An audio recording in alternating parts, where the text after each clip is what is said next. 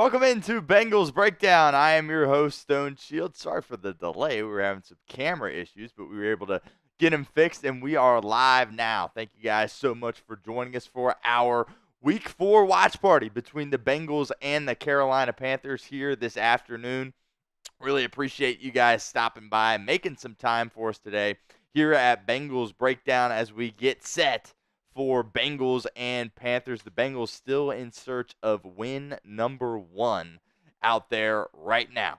So thank you for stopping by. I am your host, Stone Shields. Give some shout-outs here before we dive into things. We got our usual suspects back. William House is in the house, no pun intended. He says, "Who day?" Jason Love is here. Brian Simmons as well. Desert Ranger Jesus is back. Says, let's have a great stream. Appreciate that energy. Desert Ranger Jesus. Tim Tyra stopping by once again. He says, "Who day?" Tim, appreciate you. Jason, appreciate you as well. And let me know in the comments section, will the Bengals defense get gashed again? That is the question that we are trying to answer right now here on Bengals Breakdown. Will the Bengals be able to stop this Carolina rushing attack? Will they be able to have some more success defensively rather against this Carolina Panthers team, and will they be able to get things turned around?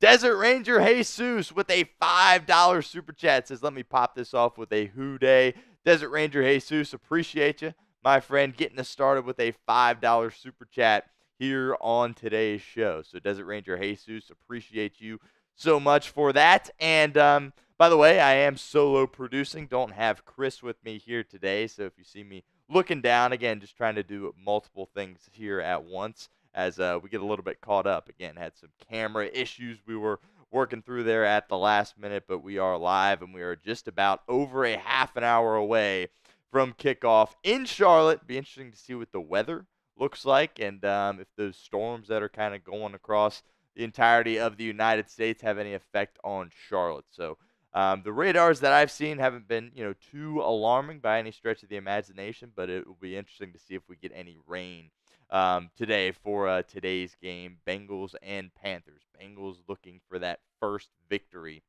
here in Week 4 on the road against the lowly Carolina Panthers. Certainly a team that the Bengals feel confident going up against, and we will see what their execution looks like today and if they're able to really go out there, have a solid performance, and try to get back into things because the Bengals you drop this one, it's kind of, you're kind of in trouble. I hate to say it, but your season's kind of over if you lose this football game. So Bengals need to settle down, do what they do offensively, and then hopefully on defense they can step things up and be a little bit better on the defensive side of the football today. Let's take a look at our Super Chat menu here on today's live edition of Bengals Breakdown, our watch party here for Week 4. $10 will get you into the Jungle Club. Name goes on this helmet, and here either next week or when the Bengals play the Giants on Sunday Night Football the week after. One of those 2 weeks, we will be raffling this off. So whenever I have Chris with me again, we're going to do that. So a bunch of people joined the Jungle Club last week on Monday Night Football, so we will hopefully get some more members of that as well. That is a $10 Super Chat, $20 Super Chat. We're bringing them back. It is Skyline time. We will do a shot of Skyline chili if we get a $20 Super Chat out of the can, so that is certainly exciting. And we're going to see if we can get an $100 Super Chat to break our record. Our record right now is a $50 Super Chat, which certainly was great. We had a couple of those last week. We'll give some shout-outs to who those people were a little bit later on, but we're going to see if we can't get our first $100 Super Chat on today's show. So that is the goal. Help us break our record and get an $100 Super Chat on today's show. Again, that is the goal for us here today on Bengals Breakdown. So that's our Super Chat menu. We'll be certainly going back to that a couple of times throughout the show, and hope you guys are able to participate with the Super Chat menu as well as just have a great time with us here on Bengals Breakdown as we work our way through this Week 4 matchup between the Carolina Panthers and the Cincinnati Bengals. Before we really start our pregame show, our abbreviated version of a pregame show, I want to give a shout out to our friends over at Game Time, because today's live stream watch party is presented by Game Time. Game Time has a new feature called Game Time Picks that makes getting tickets to see your favorite teams play live even easier. Game Time Picks filters out the fluff to show you only incredible deals on great seats, so you don't have to waste time searching through thousands of tickets. Game Time Picks is the easiest way to find and buy tickets to live events. Tickets for week 5 at home against the Ravens are on sale now. So head over to Game Time and get the best deals possible. My two favorite features on Game Time are the views from your seat. You get a panoramic view from your seat in the app before you buy with Game Time, and also the all-in pricing. Toggling this feature up front allows you to avoid any last-minute fees at checkout. So download the Game Time app, create an account, and use code CHATSPORTS for $20 off your first purchase. Visit gametime.co for last-minute tickets. Terms apply, but again, create an account and redeem code CHATSPORTS for $20 off. Download Game Time today. What time is it? It's game time. All right. So let me know, do you believe the Bengals defense will get gashed again today by the Carolina Panthers? That certainly is the concern, right? How is this defense going to respond after, struggling to start this year? They couldn't do anything right. Last week on Monday Night Football made Jaden Daniels look like, a Hall of Famer, a future Hall of Famer. That guy was absolutely lights out, and the Bengals really made life pretty easy on him. So hopefully, when it comes to defending Andy Dalton, the Bengals will be able to put some pressure on their former franchise quarterback and see how that goes for him here this afternoon. So who you got? Type B for Bengals or P for Panthers. Let us know. Sound off for us in the comments section of today's video. The J-Man says he's 50-50 on our defense being horrible this week. Yeah, I mean, if you can't defend the Carolina Panthers led by Andy Dalton, no disrespect there, you're in a load of trouble. I think you're certainly concerned after their performance last week on Monday Night Football. Again, got to give credit to the Commanders for what they were able to do, but it's not like you were facing Josh Allen or Lamar Jackson.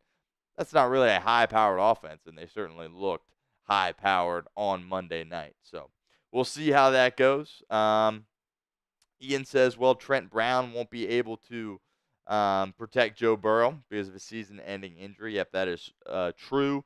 I don't believe the Bengals have officially announced anything as far as a transaction goes with Trent Brown, but he is going to be out for the year. So at some point, we will see what exactly that means from a transaction perspective going forward. But it's Amarius Mims time, so we'll spend some time talking about him as we get closer to kickoff here. We got about 30 minutes before that is scheduled to take place, but a big day for Amarius Mims today. Absolutely no doubt about that. He's got to really go out there and do his job as a rookie. Bengals obviously spent a high pick on him, allocated big-time resources to go get a guy like him, so they're definitely hoping to see some immediate impact. And I thought he was solid. Last week, he certainly made some mistakes. That sack he gave up, can't really have that. That was pretty poor, but really that was his only main mistake. So we'll see how he does today protecting Joe Burrow against the Carolina Panthers. So keep the comments coming. Let me know P or B, Panthers or Bengals here in this game, and we'll get our pregame show underway here with some matchups to watch. And this one certainly jumps off the page at you. This is what you are the most concerned about if you are the Cincinnati Bengals. What is that run defense versus the Carolina Panthers going to look like today? It feels like teams have just had their way against Cincinnati on the ground. When you take a look at the numbers, they're not as bad as you might think, but it just feels like any time a running back's getting the ball against Cincinnati this year, they're going for at least 5 yards. That's just kind of what it feels like. You really haven't had any big plays where you're tackling running backs behind the line of scrimmage or even stuffing them directly at the line. It's really been a big problem for the Cincinnati defense. And Chuba Hubbard is going to be that guy that's going to be getting those touches for the Carolina Panthers at that running back position. He's a solid player. Now, he plays for Carolina, so he hasn't really had a big opportunity to shine, so to speak. But I think he's done a nice job for them this year in the games that he's played. Certainly with a veteran quarterback like Andy Dalton, who hasn't played a ton of football recently. Obviously, he's played a bunch of games in his career, but they're really going to try to establish a run game against this Bengals defense. And, if they are anything like the previous teams that have played Cincinnati, they expect to have a lot of success on the ground in this football game. So, Bengals going to have to bring their A game. The guys along that defensive line are really going to have to step up. And the guys that you see pictured on this graphic aren't going to be playing for Cincinnati here today. So, obviously, they didn't play last week either. And that means some guys are going to really have to go out there and step up for this football team. So Lawrence Guy have a decent debut, just kind of getting signed off the streets, really. And he only didn't have a ton of snaps out there last week. So it'll be interesting to see if his snap count increases. But B.J. Hill and Sheldon Rankins are officially inactive for Cincinnati in this game, along with tight ends Tanner McLaughlin and Tanner Hudson. McLaughlin has been inactive for all the games this year, but Bengals, allowed him on the team, gave him a roster spot, didn't want to risk losing him to waivers, but he is on their active roster, but he has not been active for Cincinnati thus far this year. But that defensive tackle position really is the group that you're looking at the most here. Somebody's going to have to step up. Zach Carter, Lawrence Guy, Chris Jenkins had a solid debut last week for Cincinnati, so Bengals certainly hoping he can build off that. And, of course, they drafted him in the second round of the draft. So, again, another guy that the Bengals have really allocated big-time resources towards and are expecting a significant impact even here as early as 2024 because the Bengals simply need it along that defensive line. Absolutely no doubt about that. Arias has to step up in this game, and if they don't, the Bengals are risking falling victim to an 0-4 start. We'll kind of do a 180 on that, and we'll do another big matchup being the run offense versus Carolina. I think last week you saw Zach Moss and Chase Brown really have their best games of the season so far. Really no doubt about that for those two guys. They really had a lot of success on the ground. Struggled on the ground the first couple of weeks, but last week really did a nice job, and it was both of them. And I think you got to give Dan Pitcher, the offensive coordinator, a lot of credit for that. He put him in some really good spots. But Zach Moss has kind of taken over that position. In terms of the snap count, we were told it was going to be more 50-50. Feels more like 75-25 or 80-20 at this point, with Moss getting most of those snaps. And he finally broke through on Monday night and had himself a really solid game. But Chase Brown, I absolutely love this guy, and I would like to see him get the ball in his hands more often. Taking a look at that graphic there, 7.4 yards per rush is what he is averaging. So he's just been an absolute firecracker for Cincinnati this year.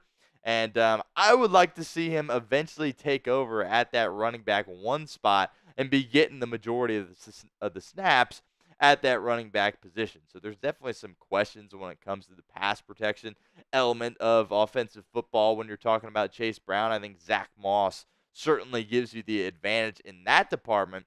But just the fireworks that he is able to create out there on the football field, the speed and the athleticism, or something that tells me I would want to get that guy the football more often as the Bengals go forward in this season. So will be interesting to see if the Bengals have a similar impact on the run game that they did against the Washington Commanders on Monday night. So certainly something that we will be keeping an eye on.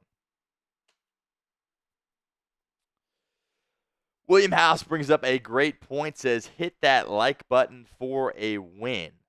Got 26 likes right now on our stream, and we're always going for that 50-50 ratio between likes and viewers. And just allows us to do more videos going forward here on our channel. Really helps us out when you guys hit that like button, as you should for all of our videos here at Bengals Breakdown. We really popped off on Monday Night Football. Got over 600 likes on that stream, and every single stream that we have done, we have gotten more likes. So we're going to try to keep that going here today. Certainly is a high goal. Of course, that was a primetime slot last week. This week is just kind of a game against the Panthers, but the goal is to get more than 606 likes on today's edition, today's watch party of Bengals Breakdown. So help us out. Hit that thumbs up icon if you have not done so already. William House, appreciate you for shouting that out in the comments section. As we continue here with our pregame show, about 20 minutes or so away from kick in Carolina.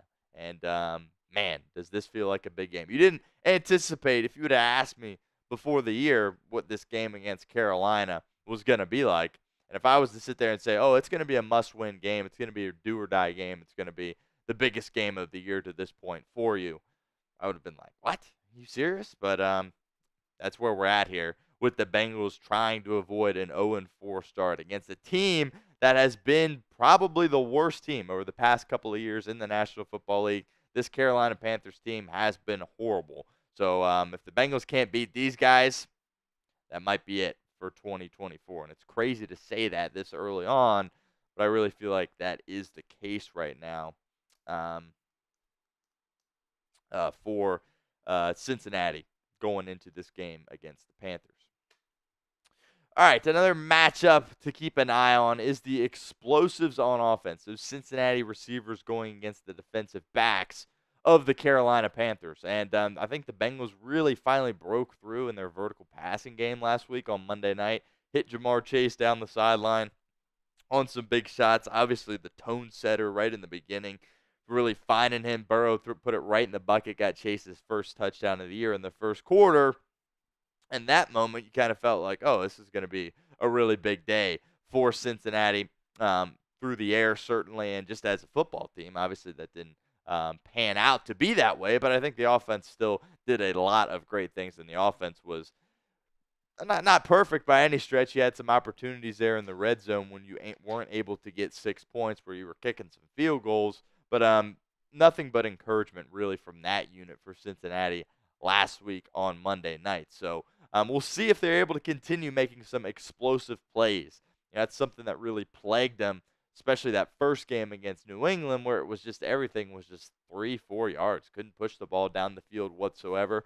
I think the return of T. Higgins definitely helps open up some things for Jamar Chase on the perimeter, and he certainly reaped the benefits of that last week on Monday night. So we'll see if the Bengals can continue to stretch the ball down the field. I think they're going to get a lot of favorable matchups going against this Carolina Panthers secondary. So, again, if the weather is in a spot where you can be slinging that ball around, I'm looking for Joe Burrow to have a really massive day out there for Cincinnati, playing that quarterback position, going against a really weak Carolina Panthers team, period, but also defense as well. I think he's going to get a number of favorable opportunities going forward in this football game. So really excited to see what he does with them.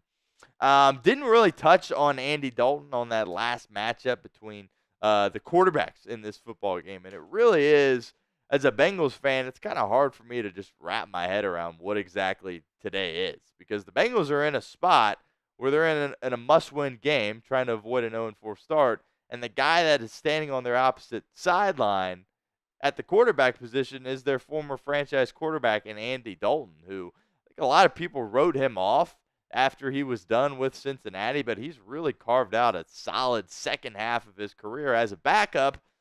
And, things weren't working with Bryce Young, and he gets yet another opportunity to be the man on an NFL football team. So it's going to be weird seeing Joe Burrow and Andy Dalton compete. Obviously, they're not going to be on the field at the same time, but the fact they're going against each other, you guys remember Dalton was the quarterback in this town for almost a decade, 8-9 years as the starter, won a ton of games here in Cincinnati. Certainly gave us a lot of good memories, a lot of painful memories in the postseason, but that team really turned the corner when Andy Dalton was kind of coming into his own. And, I think those teams could have been a threat to win multiple playoff games. I think they were talented enough to do so. Ultimately, it didn't pan out. But I think people forget just how big of a part of this organization Andy Dalton was. And, again, I understand that, a lot of heartbreak came in the Andy Dalton era, no doubt about that. But also won a lot of games and were competitive in a lot of football games. And I think he really had a solid tenure here in Cincinnati. So another question for you guys. Did you guys appreciate Andy Dalton? Be honest with me here in the comments section. If it's a no, I understand. I mean, ultimately, maybe he was just a little bit too nice. I think sometimes you need your quarterback to have that chip on your shoulder, that killer mentality. And Andy Dalton just felt like, he's just a nice guy out there playing quarterback, and ultimately was not able to get him over the hump or get the football team over the hump. Basic Izzy says A, with some exclamation marks. Yeah, I certainly appreciated Andy Dalton during his time here in Cincinnati. Desert Ranger Jesus, also with an A. Squizzy says definitely. A lot of support for Andy Dalton here. Gino McDonald says A. Yes, Josh, I mean, that's completely where I am at with that as well. He was good. He just couldn't produce for you in December. And a lot of people that play the position struggle in those moments. No doubt about that. William House says A, except for the playoffs. Yeah, I think when you look back at this era, there's a lot of good memories. He was a good leader. And, ultimately it just gets people forget about it because, he wasn't able to win the big games when it counted. But he certainly gave Bengals fans a lot to cheer for during his stretch when he was leading the offense at that quarterback position. But let me know what you guys think. Like, just to me, it's just so hard to wrap my head around the fact that, like, when I see this Bengals defense out there and Andy Dalton's dropping back to throw for Carolina, and we're in a game where it's like, man, we need to beat Andy Dalton more than anything in the world. And seeing him out there, it's just going to be really strange, I feel like. I don't know. I just didn't. Certainly, when this game got announced, like I said, you don't expect it to be a must-win game when you see the schedule come out. And then you also don't expect to be playing Andy Dalton. Of course, Bryce Young getting benched after only a couple of games into 2024. So it's amazing how things kind of turn like that. Joshua says, love the red rifle. Playoffs killed him. A little fault of his own, certainly. He did not play well in those playoff games. Maybe, if I'm remembering correctly, maybe one or two he had a solid game, but for the most part, felt like you were taking the field. Even when the Houston Texans kept beating Cincinnati, where it's like, wow, their quarterback, it might be T.J. Yates or some guy you'd never heard of could be playing quarterback for them, but they always seem to outplay Andy Dalton in those games. So we'll see. He's going to be, I think he appreciates his time in Cincinnati, but he's going to be playing with a chip on his shoulder because, the Bengals got rid of him and then traded or picked Joe Burrow at the first overall pick. So Andy Dalton's going to be fired up to play this game. So Cincinnati better match that intensity if they want to be successful in this football game. Let me know. Keep the comments coming. Did you appreciate Andy Dalton during his time here with the Cincinnati Bengals? Again, I am doing a little solo producing here today, so just trying to do multiple things here at once as we work our way through our watch party today, and about 15 minutes to kick. So keep those comments coming. Pretty soon it will be time for Bengals football. Carlos says, all around, though, after the Panthers, the Bengals are actually my favorite AFC team due to the uniforms and helmets. Yeah, I think best helmets in the league. No doubt about that. That's at least my take on that. Doesn't really get any better than the orange with the black stripes. So, but if you don't play well, it doesn't really matter what you look like. But, yeah, I'm a fan of the Bengals uniforms and helmets myself.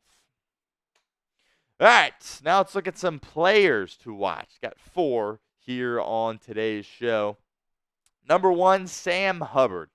Look, I've alluded to this through most of our video on demands that we've done this week. If you're a Cincinnati fan, you love Sam Hubbard, myself included.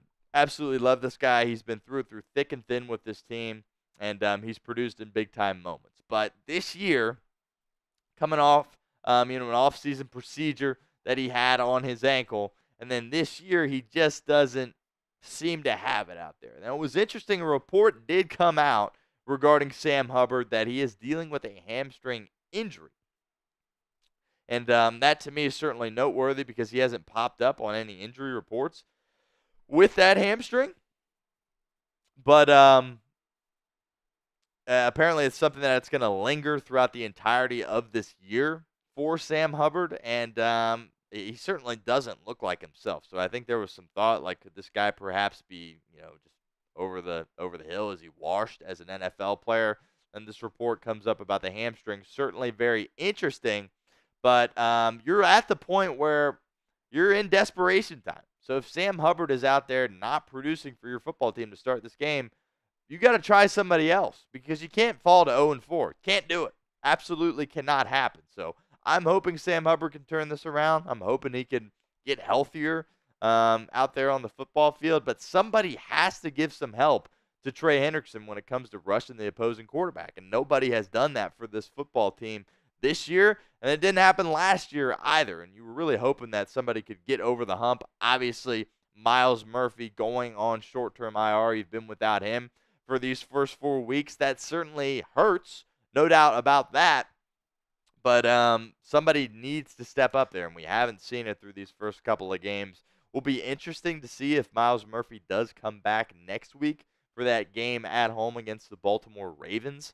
Going on IR before the season, had to miss at least the first 4 games. So we'll see if anything changes in that regard, and if he is going to be good to come back next week or if he's going to need some more time sitting out this year with that knee injury that he suffered during practice. So the Bengals, of course, took Myles Murphy last year in the first round of the NFL draft. So they've got high hopes for the things that he can do out there on the football field, and certainly haven't gotten it to this point because he just really hasn't been out there for this football team. All right, I want to take a look at our Super Chat menu once again. $10 Super Chat gets you into the Jungle Club. Appreciate Desert Ranger Jesus for sending in our first Super Chat of the show here. $20. It is Skyline time, so I will do a Skyline chili shot. We get a $20 Super Chat in. And then we're looking for our first $100 Super Chat. That would break our record here for the single highest Super Chat here at Bengals Breakdown. So that is the goal for today. And I'm hoping that we can accomplish that. So that is our Super Chat menu. We will continue to reference that throughout our program today. And also, we're keeping track of our Super Chat MVPs. So Brandon Rocks 13, A Wright, and Bricktop were our 3 MVPs from week 1, sending in the most in supers. Robert Nance and Michael Easterwood in week 2 were our Super Chat MVPs. And then last week on Monday Night Football, it was Jacob Knight. So we will continue to put all of those MVPs up there on the screen for you guys. We'll track them throughout the entirety of the season as well. So right now our MVP is Desert Ranger Jesus.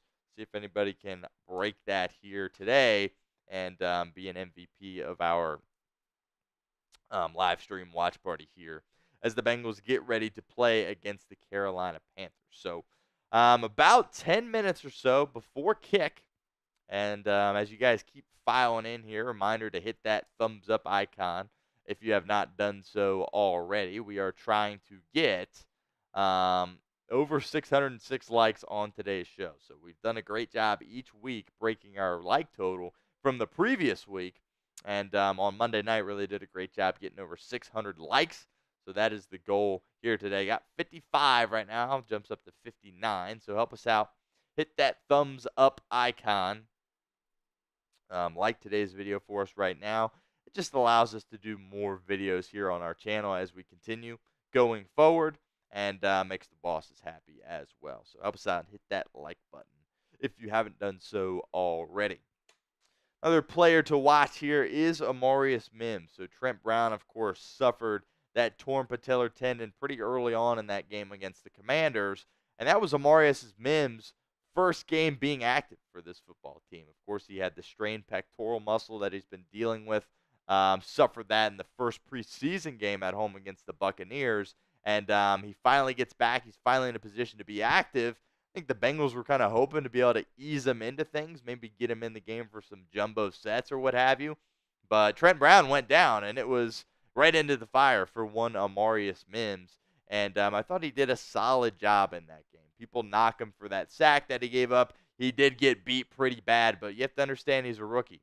It's tough to play the offensive line, particularly that tackle position in the NFL as a rookie, especially when you're coming off injury and probably a little bit rusty when it comes to your reps as well. So I'm very high on Amarius Mims. I think he's going to be a guy that going forward this year really develops into a solid right tackle for you, protecting Joe Burrow from that side of the offensive line. And I think he's a guy that is really going to be your right tackle of the future for Cincinnati. I think Duke Tobin and Zach Taylor knocked it out of the park with this pick. But the Bengals need him to be good today because they need to keep Joe Burrow upright so he can really pick apart that Carolina Panther defense. And when you look at the pass rushing that Carolina has, usually most teams always have at least one elite pass rusher. But when you're looking at Carolina, they really don't do a ton. Of course, they got Ashawn Robinson, veteran player who gave the Bengals fits in that Super Bowl against the Los Angeles Rams out of Alabama. But, I mean, if he's really your best pass rushing option, Clowney is still playing for him. He's more of that outside linebacker, though, but certainly line him up on the line of scrimmage sometime as well. But they don't have that big-name pass rusher that most teams in the NFL have. So from a pass protection standpoint, I think the Bengals should be in a position where they can go out there and play good on the offensive line. Again, I think really they have done a solid job of protecting Joe Burrow so far this year. And really, Cordell Volson's really the only guy that you could knock at that spot. But even he has really not been too terribly bad for Cincinnati at that guard position. So Bengals certainly going to need a big game out of their offensive line if Joe Burrow hopes to sling it around and put up a lot of points against the Carolina Panthers. So what is your confidence level in Amarius Mims going out there starting for you at that right tackle position today for Cincinnati? Scale it for us in the comment section, 1 to 10. Be honest with us. Where are you at with Amarius Mims? Again, I'm really high on Amarius Mims. I think he's going to work his way into becoming a really solid right tackle in the NFL. But this being his first game as a starter, certainly some nerves that come with that.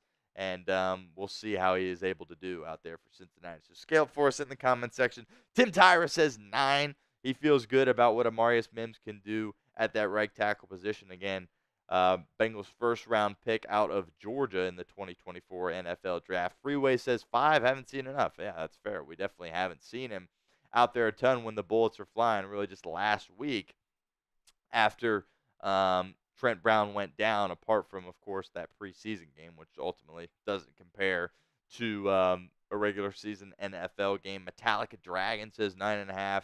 Got a lot of confidence in what Amarius Mims can do out there for you. Bry2K says 6. Solid. Again, solid answers here.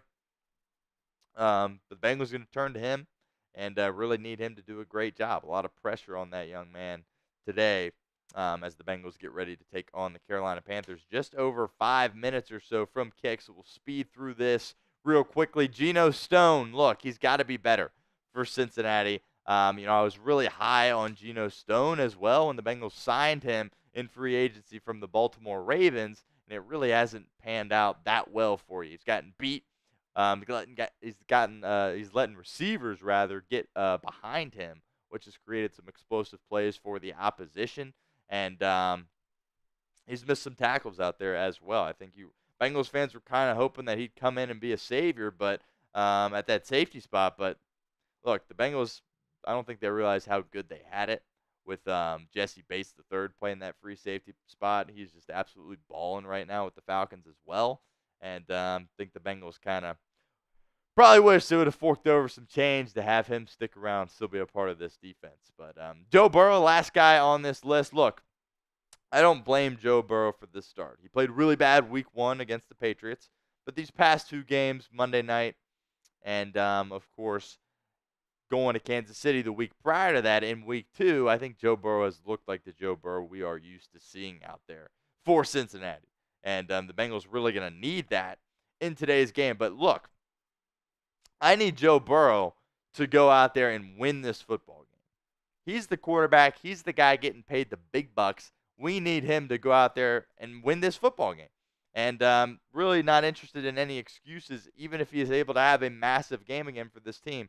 He needs to find a way to get them a win in this football game. So I'm putting a lot of pressure on Joe Burrow. I think Joe Burrow accepts this pressure because a lot of people are putting it on him as I step on my headset there.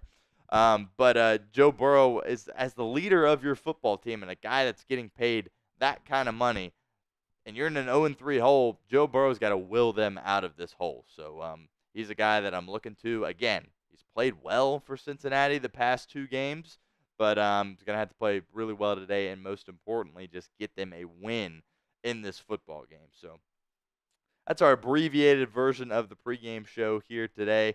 Just a couple of minutes away from kickoff in Charlotte, Carolina. Weather does look fine, by the way, which is a great sign for Cincinnati. Hopefully that offense can pick up right where they left off, and hopefully that defense can go out there and make some adjustments. Be interesting to see if there's any different personnel looks out there for Lou Anarumo and his defense.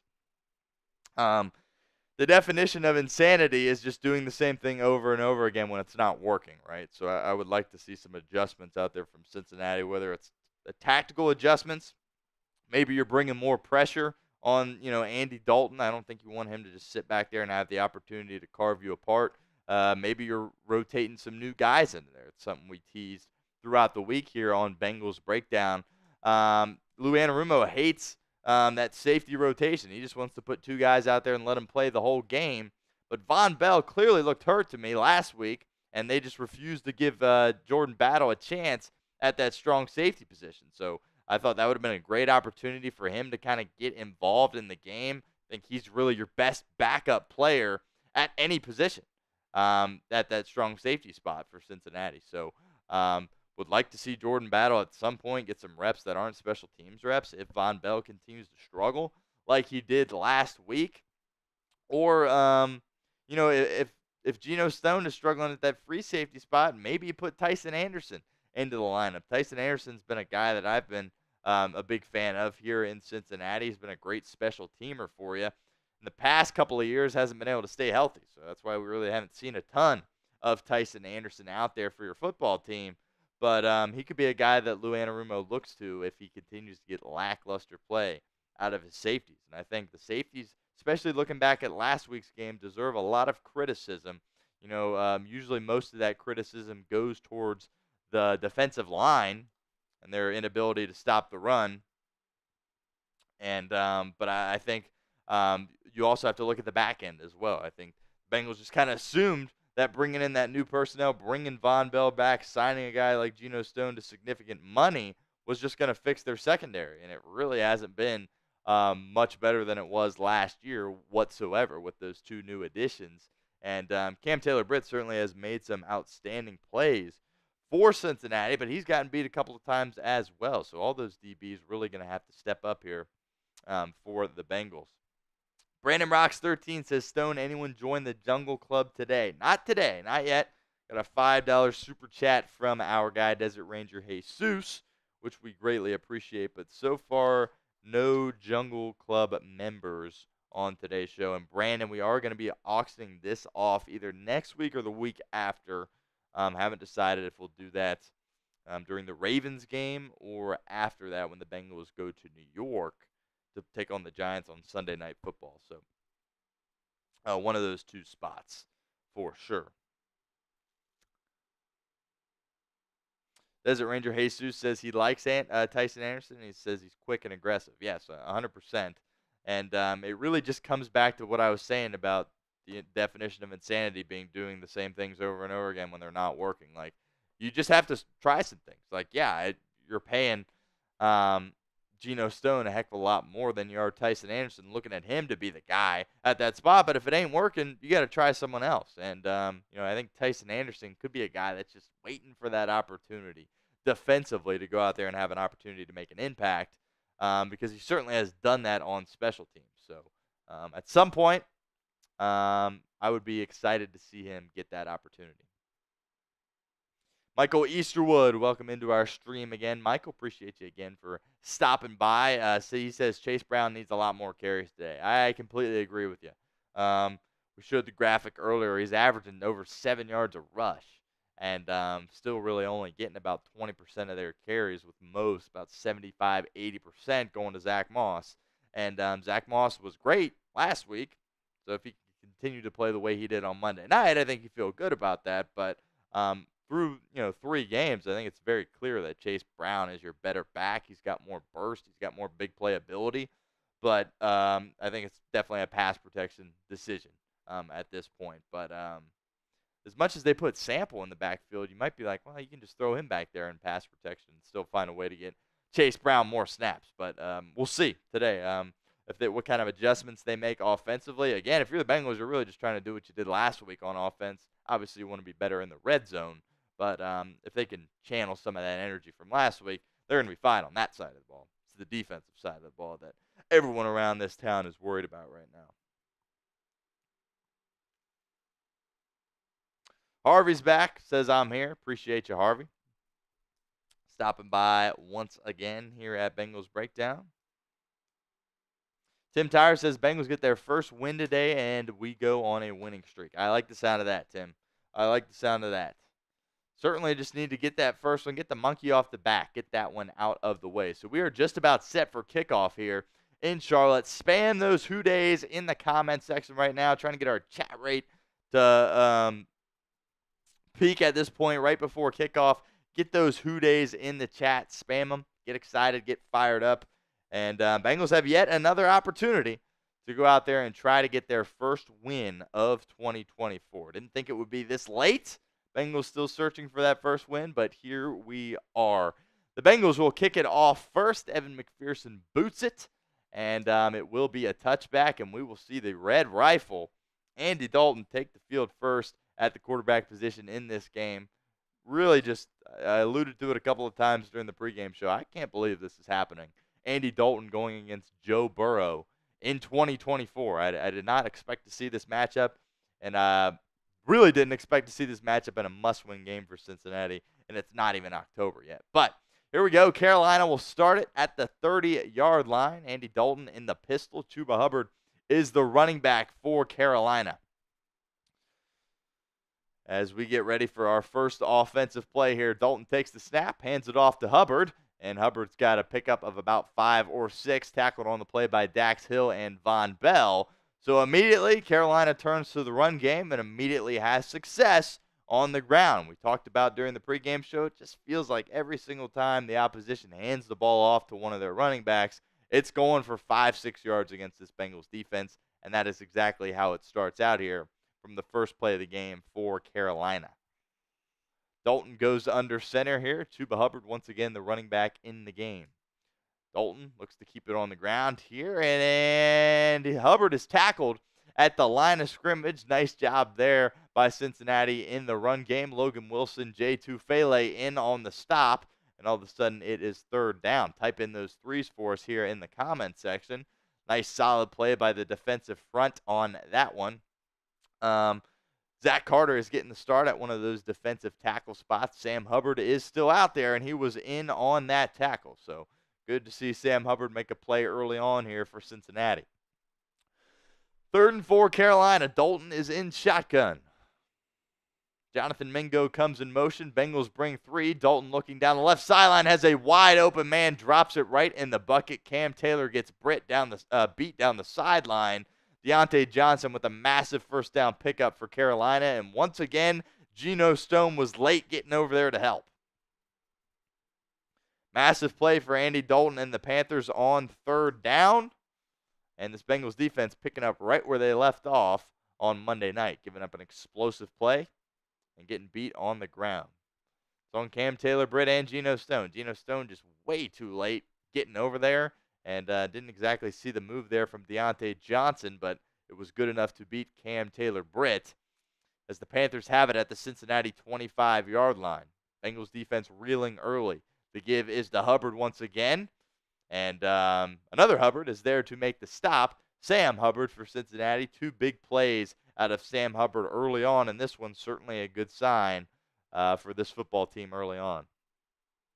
Again, guys, if you are just joining us, doing a little solo producing here on today's show. So if you see me look down, just trying to do multiple things here at once. And also, we'll try to get the scoreboard and the clock and things like that updated as soon as possible. But if there is a bit of a delay, I apologize in advance for that. 2nd and 10 for Carolina. Dalton takes the snap, fires toward the sideline. Pass is caught. Cam Taylor-Britt gets beat again. Xavier Leggett, the rookie on the reception rather, for Carolina, and it is 1st and 10 as Andy Dalton is cooking early on here at home against his former team. Cam Taylor-Britt just does not look locked in right now for Cincinnati. Dalton fires over the middle. Deontay Johnson missed tackle on the play by Jermaine Pratt, but it'll only be a pickup of 3, maybe 4 for Deontay Johnson.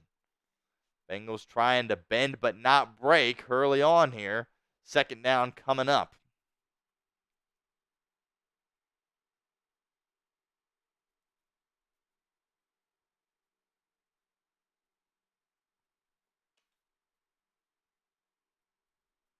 Second and 7 for Carolina. Dalton under center. Chuba Hubbard is once again the running back.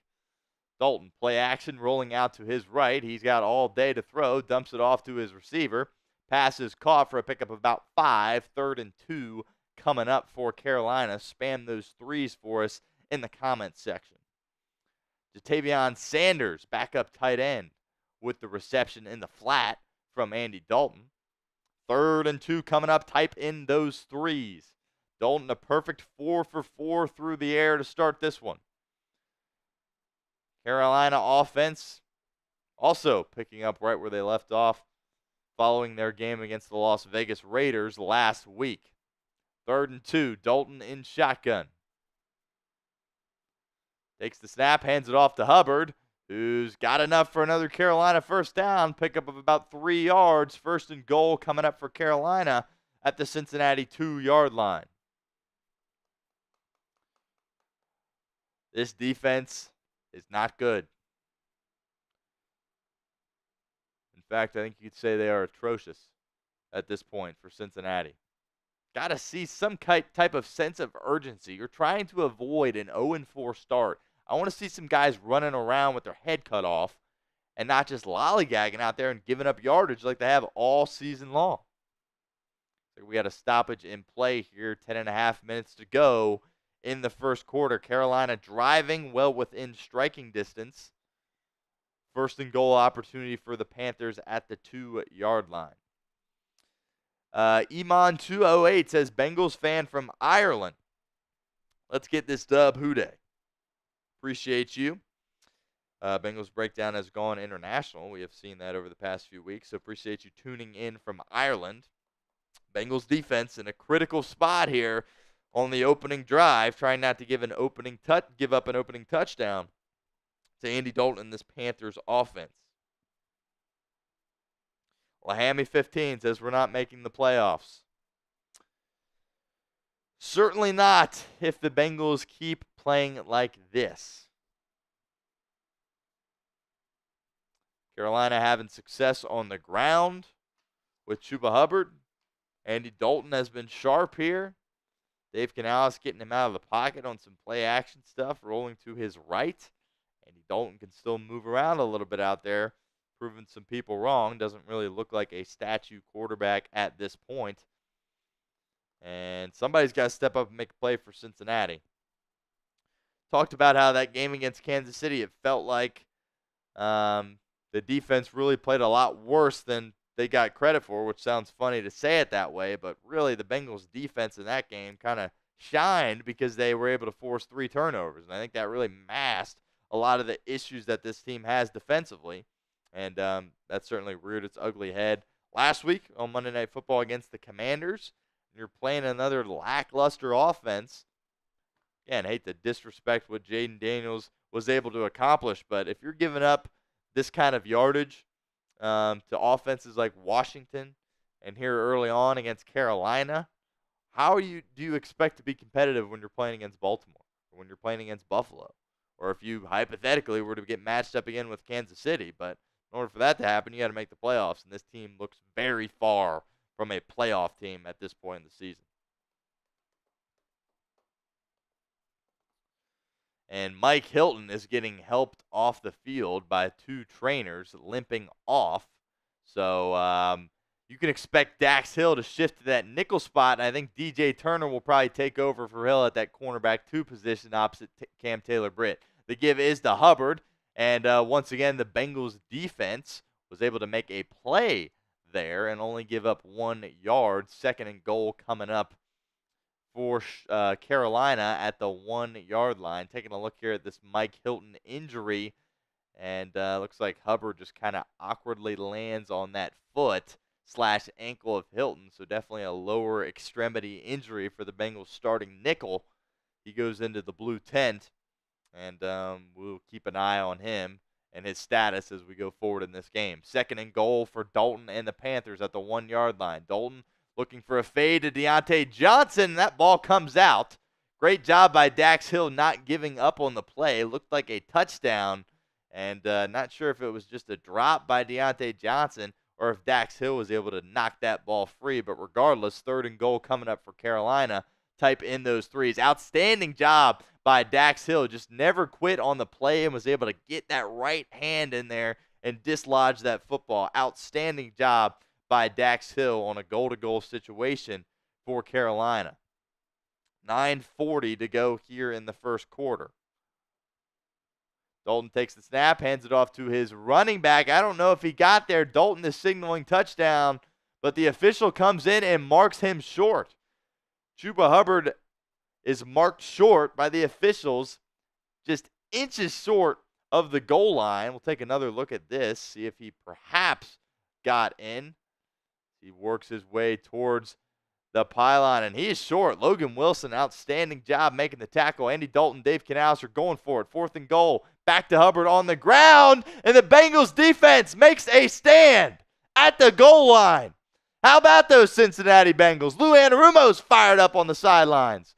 Just when you thought this defense couldn't do anything, they step up in a goal-to-go situation and fight off a 1st and goal from the 2, and this Cincinnati offense will take over at the 2.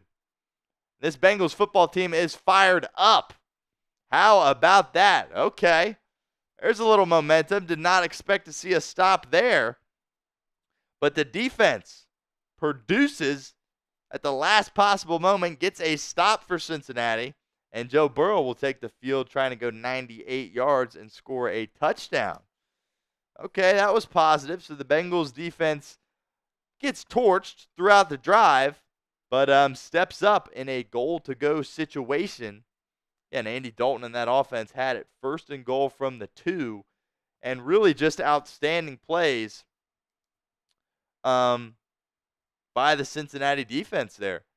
Make sure you remember that play by Dax Hill on 2nd and goal. Dalton throws a really nice fade ball to Deontay Johnson, and Dax just doesn't give up on the play, gets his hand in there, and is able to dislodge that football. So outstanding play for Dax Hill there, and then the defensive front steps up. Carolina tries to run it twice up the middle on 3rd and 4th and goal, and those guys on the interior stepped up and made big plays for Cincinnati. Sam Hubbard had some big plays on that drive. Jay Tufele as well. We'll see if the Bengals offense is able to take advantage of that and go get some points.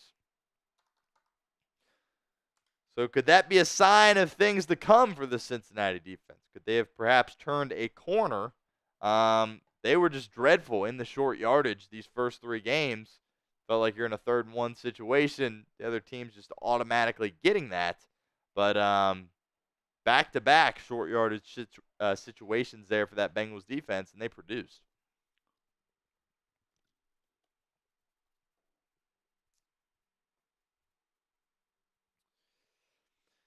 Reminder, guys, to hit that subscribe button if you have not done so already. We have pretty much daily Bengals videos here at Bengals Breakdown. Of course, we are live on all game days, whether it be a Sunday night, a Thursday night, Sunday afternoon, Monday night. We will be live here with a live stream watch party.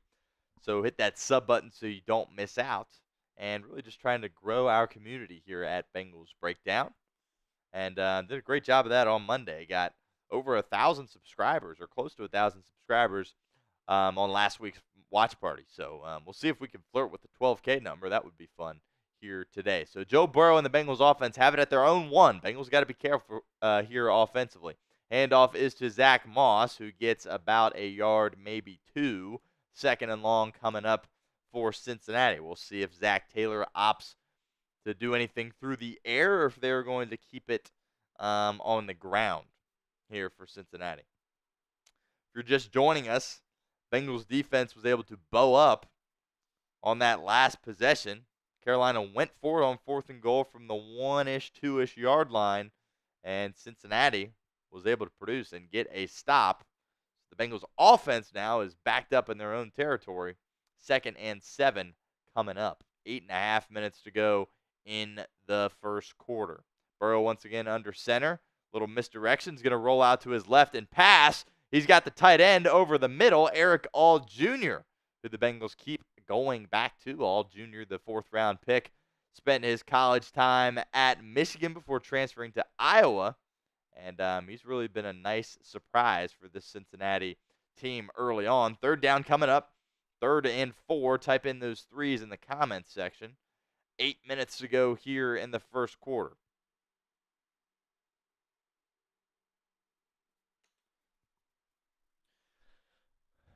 Burrow in empty. 7 seconds to go on the shot clock. 5 receivers lined up for Burrow. Burrow takes the snap. Panthers bring 4. Burrow fires over the middle. He's got T. Higgins for a 1st down pickup for Cincinnati, and that ball's out.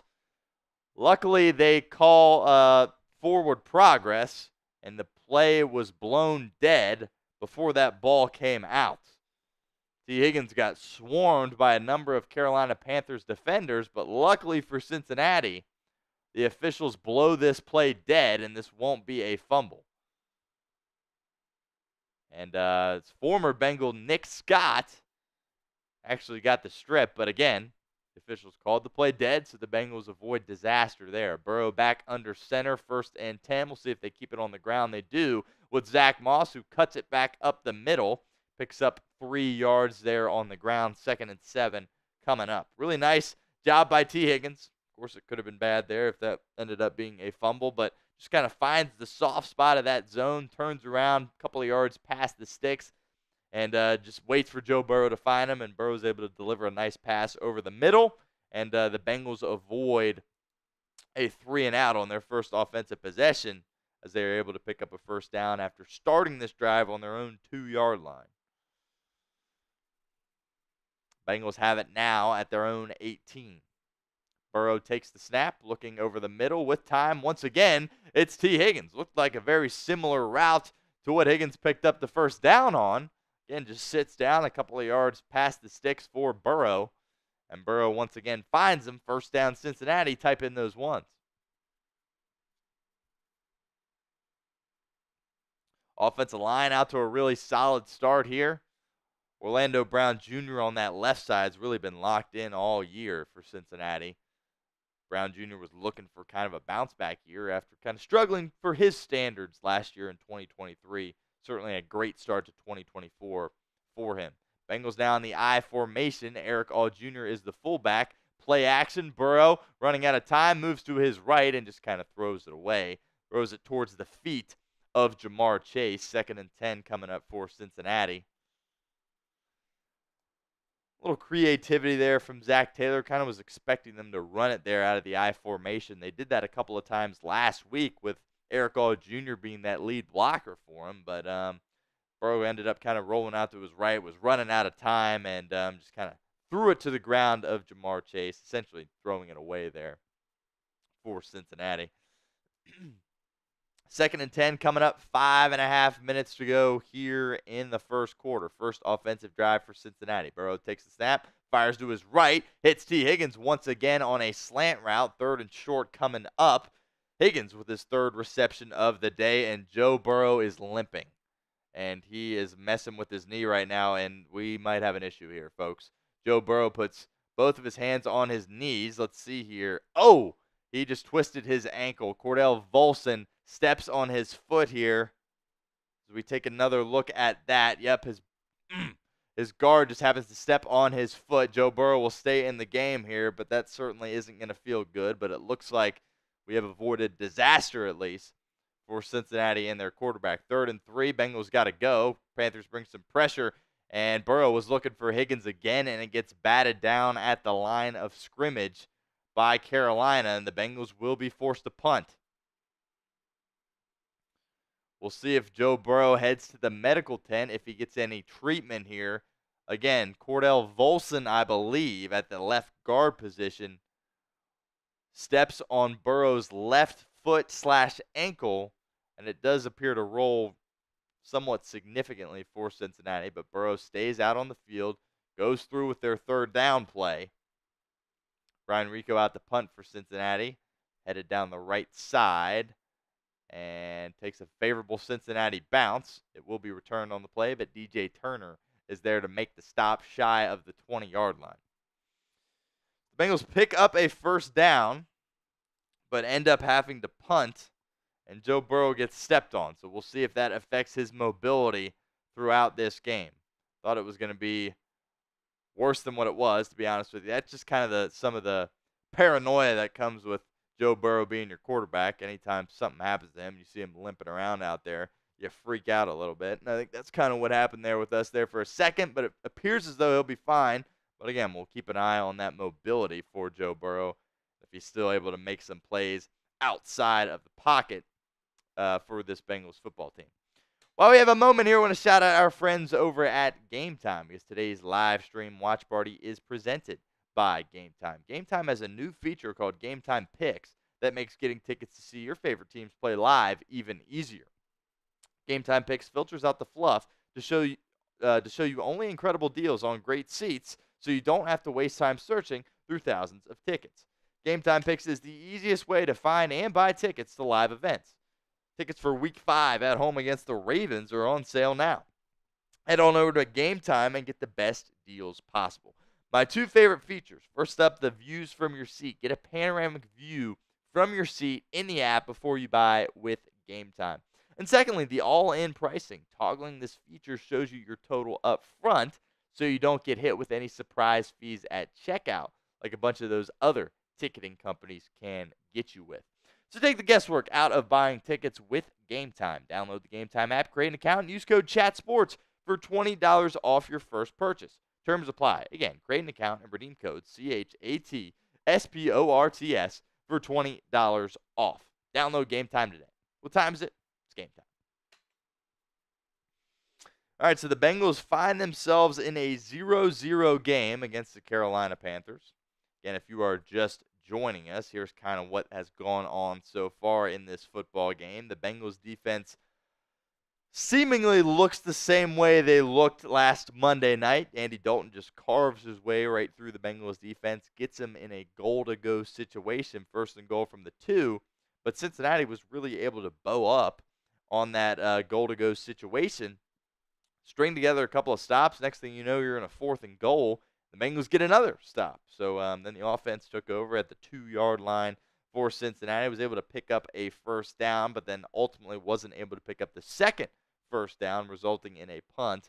And most notably, Joe Burrow's foot/ankle was stepped on by Cordell Volson, and we will continue to monitor that as the game goes on. Dalton, the Panthers offense, back out on the field. He goes into the flat there for a 1-yard pickup. Cam Taylor-Britt in on the stop for Cincinnati. Nice play by the Bengals cornerback 1. Rookie Xavier Leggett with the reception for Carolina. 4 minutes to go here in the first quarter.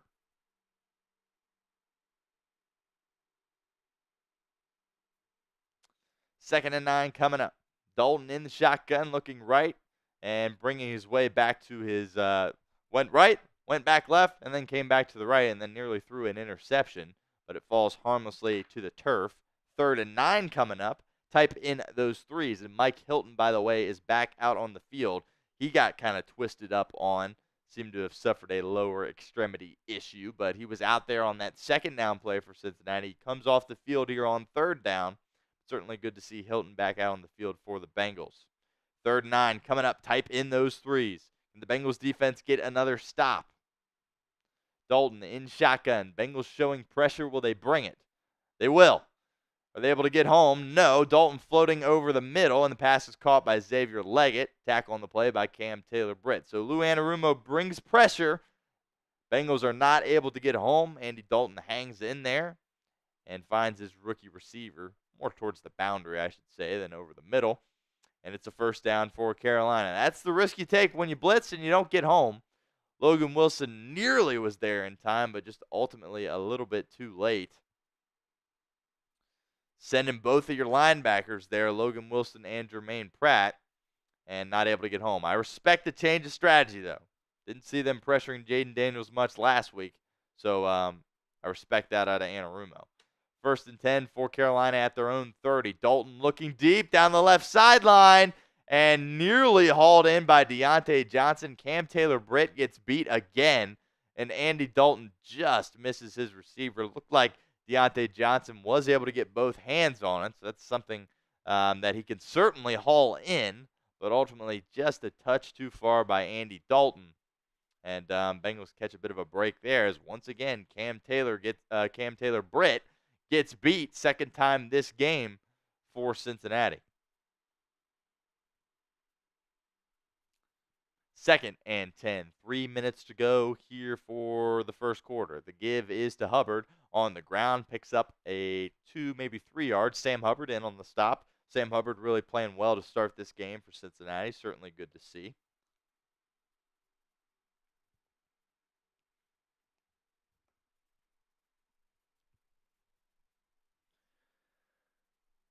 Adam Scott showing some frustration in the chat towards CTB. He says bench him. Seems a little aggressive, but he's definitely not playing like a cornerback 1 at the moment. 3rd and 8 coming up. 5 seconds to go on the shot clock. Dalton's got to hurry. 2 seconds. 1 second. Just does get it off. Anarumo brings pressure again and nearly able to get home, and that ball is tipped, and it's picked off by Von Bell. Von Bell streaking down the sideline, coming back the other way, taking it into the red zone. Massive job by a Bengal getting to Andy Dalton, hitting his arm as he was releasing that football. The ball just kind of shoots its way straight up into the air, and Von Bell is there to pick it off. We'll see who that was coming off the edge that was able to knock that ball out of Andy Dalton's hands. And yep, you better believe it, Trey Hendrickson. Who else is just able to get a finger on that football coming around and just goes straight up in the air, and it is picked off by Von Bell. Trey Hendrickson, outstanding, making his presence felt here early with a massive play. Tell you what, Trey Hendrickson is everything when it comes to the Bengals' ability to rush the passer, but he was able to not quite get home, but able to make a significant impact there on that drive. Great awareness by Bell to just camp out under that one, reel it in, and take it down the sideline. Here comes the Bengals offense. The pitch is to Chase Brown. Takes it towards the sideline. Not much there. Pickup of 1, maybe 2.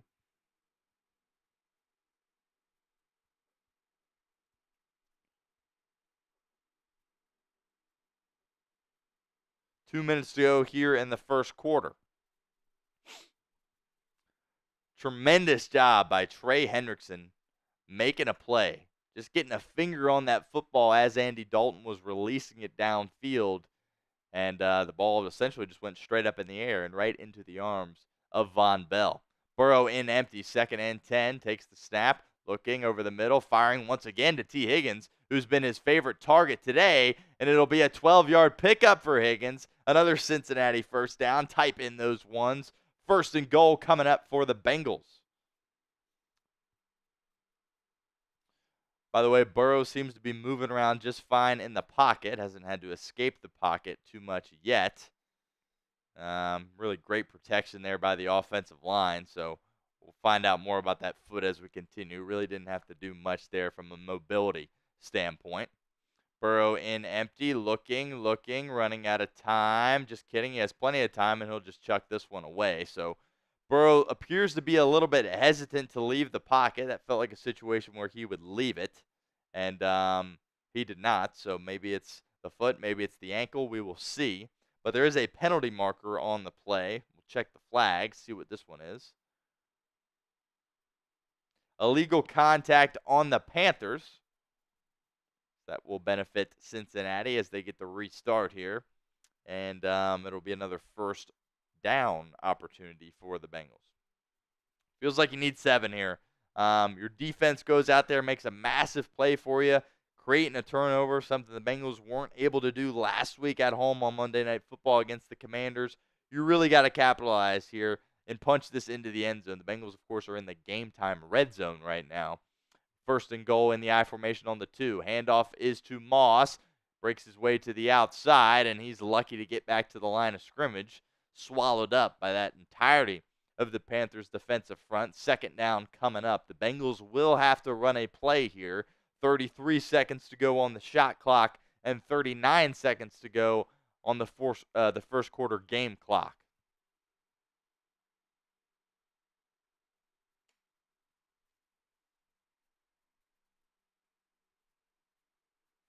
Harvey says, is Jamar Chase playing? I understand your frustration there.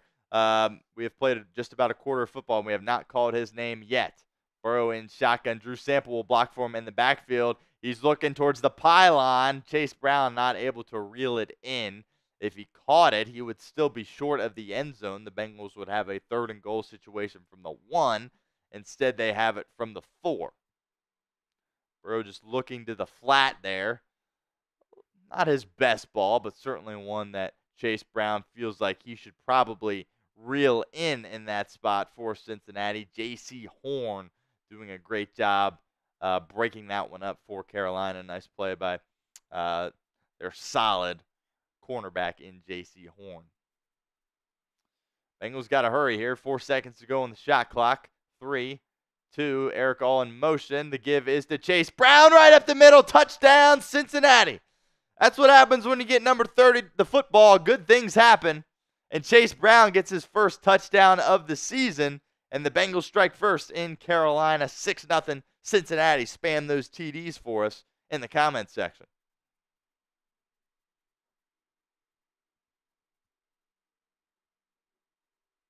Great job by the offensive line, giving him an alleyway to navigate through. And Chase Brown, we've been calling for more action from Chase Brown. He finally gets an opportunity down near the goal line. A lot of those snaps thus far this year have gone to Zach Moss. This time Brown gets an opportunity and scores his first touchdown of 2024. Here's Evan McPherson for the extra point and just squeaks it in that right side. Looked like he pushed it a little bit, but regardless, it counts the same. 7-0 Bengals as we get ready to update this scoreboard here.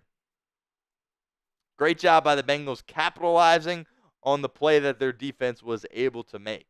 The play of the game to this point has been made by Trey Hendrickson, just coming off the edge, and just able to reach around and get a fingertip on Andy Dalton's football as he was getting ready to release it. And the ball just kind of shoots up straight up into the air like a pop fly to center field. And Von Bell happens to be standing right there. A great return by Bell as he was able to navigate his way down the boundary. And the Bengals had it in plus territory. I believe the Carolina 24. And we're able to string some solid plays together. And Chase Brown gets his first touchdown of 2024. Right through the middle. Great job of the offensive line. And the Bengals strike first 7-0.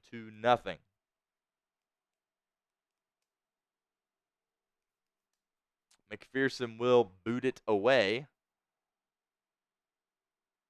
and it will be a touchback.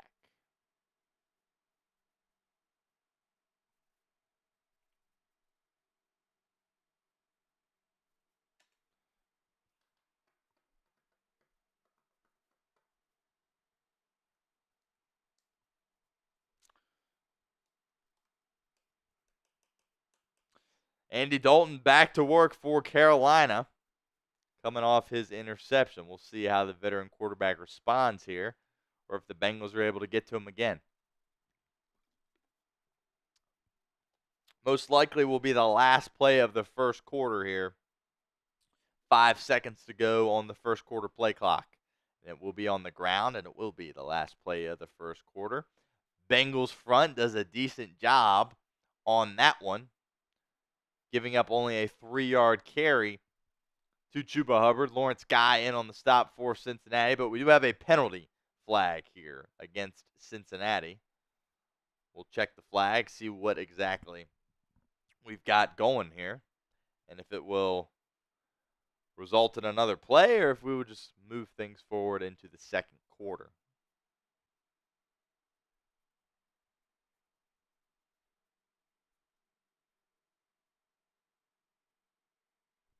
Legal use of hands to the face on Cincinnati.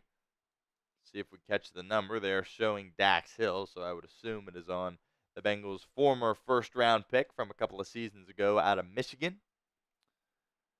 Tough penalty there for Cincinnati, but Dax Hill having a really solid game so far for the Bengals at that corner position. And that will be the last play of the first quarter. So the Bengals are up after one here, 7-0. Looking for that first victory of the season that they are so desperately seeking here in week 4. Mind you guys to hit that thumbs up icon if you have not done so already. Got about 900 people in here locked in with us at Bengals Breakdown and only 133 likes. So we're always going for that 50-50 ratio, trying to get half the number of likes as viewers. So help us out. Hit that thumbs up icon. We're also trying to get to over 600 likes on the show today, because we had 606 last week against Kansas City. We've done a great job each and every week of beating our previous total. So hit that like button for us right now if you have not done so already. And also, while you're at it, hit that sub button if you have not done so already. We are well over 11,000 followers, so we were really able to do a nice job. Popped off last week. Got a lot of subscribers on our Monday night watch party, and we'll see if we can flirt with the 12K range today. Certainly have a lot of work to do to make that happen, but if you subscribe here at Bengals Breakdown, you are in store for nearly daily Bengals videos here at our channel. When Bengals breaking news hits, we've got you covered with a video or a YouTube short. Got you covered in some capacity. And watch parties on game days, of course. Every single game day we will be live here on Bengals Breakdown, whether it be a Sunday afternoon, Sunday night, Monday night, Thursday night. We got you covered here with a live stream watch party where we can hang out and talk some Bengals football here. And best part about it, it's all free. No charge whatsoever. So all you got to do to help us out and help yourself out is hit that sub button, youtube.com/BengalsTV. Ian says, I know Justin Herbert is going to play against Mahomes when he's already injured. That's kind of an interesting comment. I was kind of pondering that today. If I was the Chargers, I would sit Herbert this game. I don't know if any decision has been made on that, but look, the Chargers have a bye next week, and then they have a favorable schedule that they need to take advantage of. I would really consider giving him an extra week of rest here against Kansas City, a game that you're probably going to struggle to win, even if he is out there. All right, Andy Dalton and the Panthers offense are back on the field as we get our first play of the second quarter here. It is a reverse to Xavier Leggett, and Bengals don't have anybody on the outside to account for it, but it is an 8-yard pickup. Second and short coming up. Von Bell in on the tackle for Cincinnati.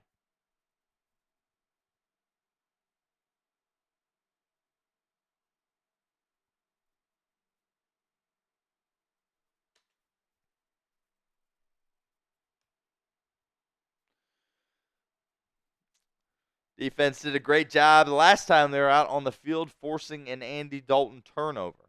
What will they do on this drive as the Panthers near midfield? Dalton takes the snap, hands it off to his running back, who goes right up the middle for a pickup of about 6, maybe 7 yards into Cincinnati territory.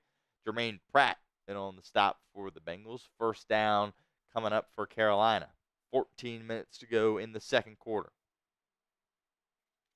Joshua says, why is Cam Taylor-Britt playing so bad and still on the field? He's playing lazy, getting beat at the line, giving up on plays early, etc. Bench him. And Joshua also says he's a big CTB fan as well. Definitely needs to shake out of it here in this game. But I still think he's definitely your best option at this point. Dalton takes the snap. Will swing pass to the boundary is caught by Jonathan Mingo. Pickup of about 5. Second and 4, rather, coming up.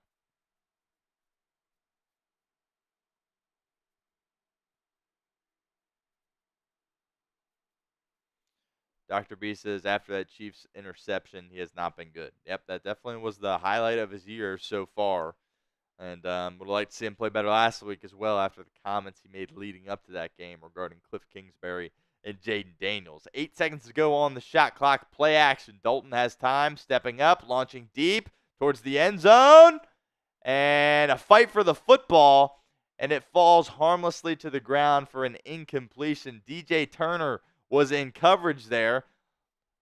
Pass was intended for Deontay Johnson. It looks like for a moment Johnson has it, and then maybe a moment DJ Turner has it, and then they're wrestling for it, and the ball pops out. So a great job by DJ Turner making a play. Once again, no safety help over there. Geno Stone just late meandering over to that spot. But a great play by DJ Turner, who's seeing some more snaps with Mike Hilton not being out there as much as he got rolled up on earlier in the game. Handoff here and cuts it towards the line of scrimmage. And Sanders is not able to pick up the first down. Fourth down coming up for the Panthers, and decision time for Dave Canales. Sanders just tried to bounce that to the outside. Trey Hendrickson was there to disrupt him, and then some fellow Bengals teammates were able to clean it up and tackle Sanders short of the line of the game. Dave Canales will keep his offense out here on the 40-yard line. 4th and 2. Type in those 4s. Can the Bengals defense make yet another play on 4th down in this football game? Dalton takes the snap. Bengals bring 4. Pass fired towards the sideline is caught by Deontay Johnson for a first down. DJ Turner in coverage. Really nice throw there by the veteran Andy Dalton. Great timing. Puts it right on the money. First down, Carolina. Really poised throw there by Andy Dalton. Stays calm in the pocket and delivers a nice strike out wide towards the boundary. Pretty solid coverage from DJ Turner as well, but first down, Carolina. Ball at the Cincinnati 36. Carolina in the pistol. Handoff to Hubbard. Pickup of about 4, maybe 5 on the play. Dax Hill and Von Bell in on the stop for Cincinnati. 11 and a half minutes to go before halftime.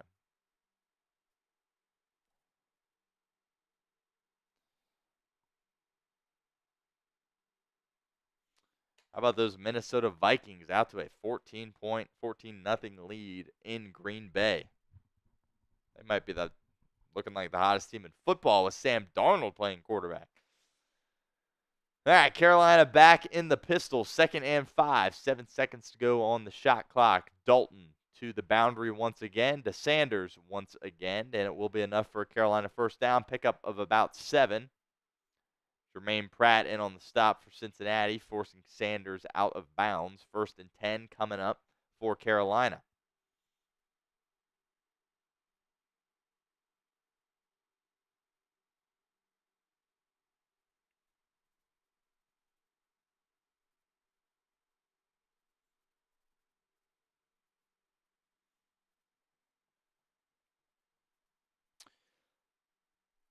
Dalton under center. Hubbard is the running back. 4 seconds to go on the shot clock.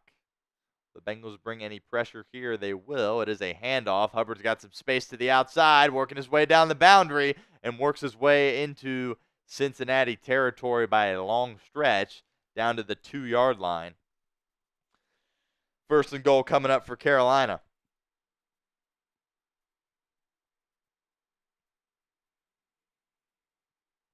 Geno Stone looked like he was supposed to seal the outside there for Cincinnati. We take another look at this. And yep, just a horrible angle by Geno Stone. Geno Stone has been really, really bad this year for Cincinnati. Dalton takes the shotgun snap. The give is to Hubbard, and he works his way into the end zone for a Carolina touchdown. And the Panthers are an extra point away from tying this football game up at 7 apiece.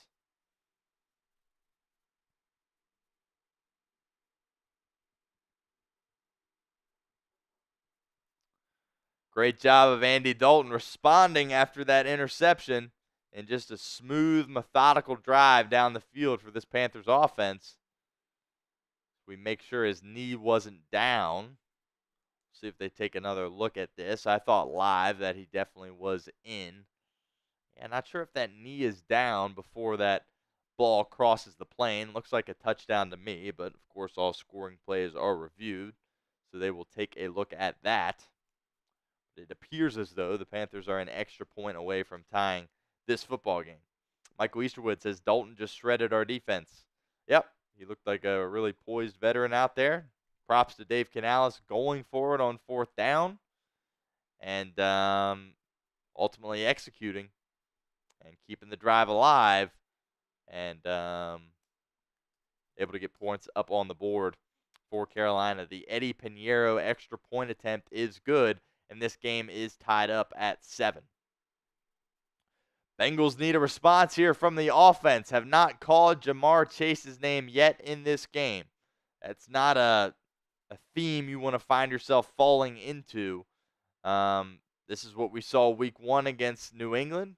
Chase wasn't able to get into the game until late in terms of his involvement. And if I'm Zach Taylor, he has to touch the ball on this drive. No doubt about that. Absolutely has to touch the ball on this drive. Well, we got a second here. I want to give a shout out to our friends over at Game Time because today's live stream watch party is presented by Game Time. And look, Game Time has a new feature called Game Time Picks that makes getting tickets to see your favorite teams play live even easier. Game Time Picks filters out the fluff to show you only incredible deals on great seats so you don't have to waste time searching through thousands of tickets. Game Time Picks is the easiest way to find and buy tickets to live events. Tickets for Week 5 at home against the Ravens are on sale now. Head on over to Game Time and get the best deals possible. So take the guesswork out of buying tickets with Game Time. Download the Game Time app, create an account, and use code CHATSPORTS for $20 off your first purchase. Terms apply. But again, create an account and redeem code CHATSPORTS for $20 off. Download Game Time today. What time is it? It's game time. Get this scoreboard updated here. Carolina tying this football game up at 7 apiece. Bengals looking to respond here. Bengals will have the football after an Eddie Pinheiro kickoff here in a couple of minutes. We are in a commercial break here. Going to keep a close eye on Joe Burrow on this drive.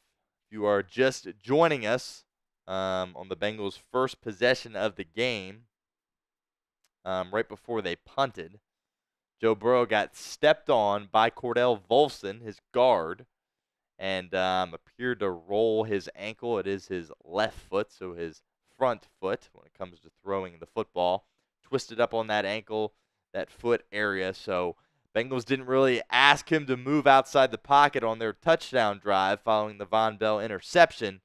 We'll see what his mobility looks like here on this drive because if Joe Burrow doesn't have the ability to extend plays and get out of the pocket, something that really makes him great, he's got to look at playing this football game totally different and certainly isn't the same quarterback when he has to play that way. I think we saw that the beginning of 2023 when he had that calf issue and really was just kind of a statue back there. Cincinnati going to have an opportunity to return this Eddie Pinheiro kickoff, and Travion Williams can't even get out to the 20-yard line, tackled by a group of Panthers at the 19, and Joe Burrow and this Bengals offense will come out onto the field.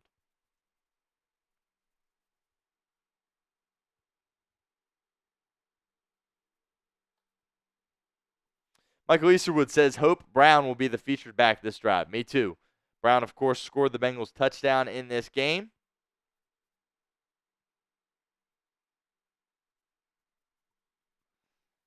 And I would like to have him continue to be involved here for Cincinnati. 9.5 minutes to go in the first half. Bengals getting ready to work here. 1st and 10 situation at their own 20-yard line. Looks like a slight delay in play. Officials are getting things squared away. Zach Moss is the running back to start this drive for Cincinnati, not Chase Brown. And speaking of Chase, got to get the ball to Jamar Chase here as soon as possible. Burrow under center, play action, looking Chase's way, but working his way back to his left. T. Higgins gets another catch so far for Cincinnati. It will be a pickup of 11. First down for Higgins. Type in those ones in the comment section. The entirety of the Bengals offense really has been T. Higgins through about nearly a quarter and a half on this one.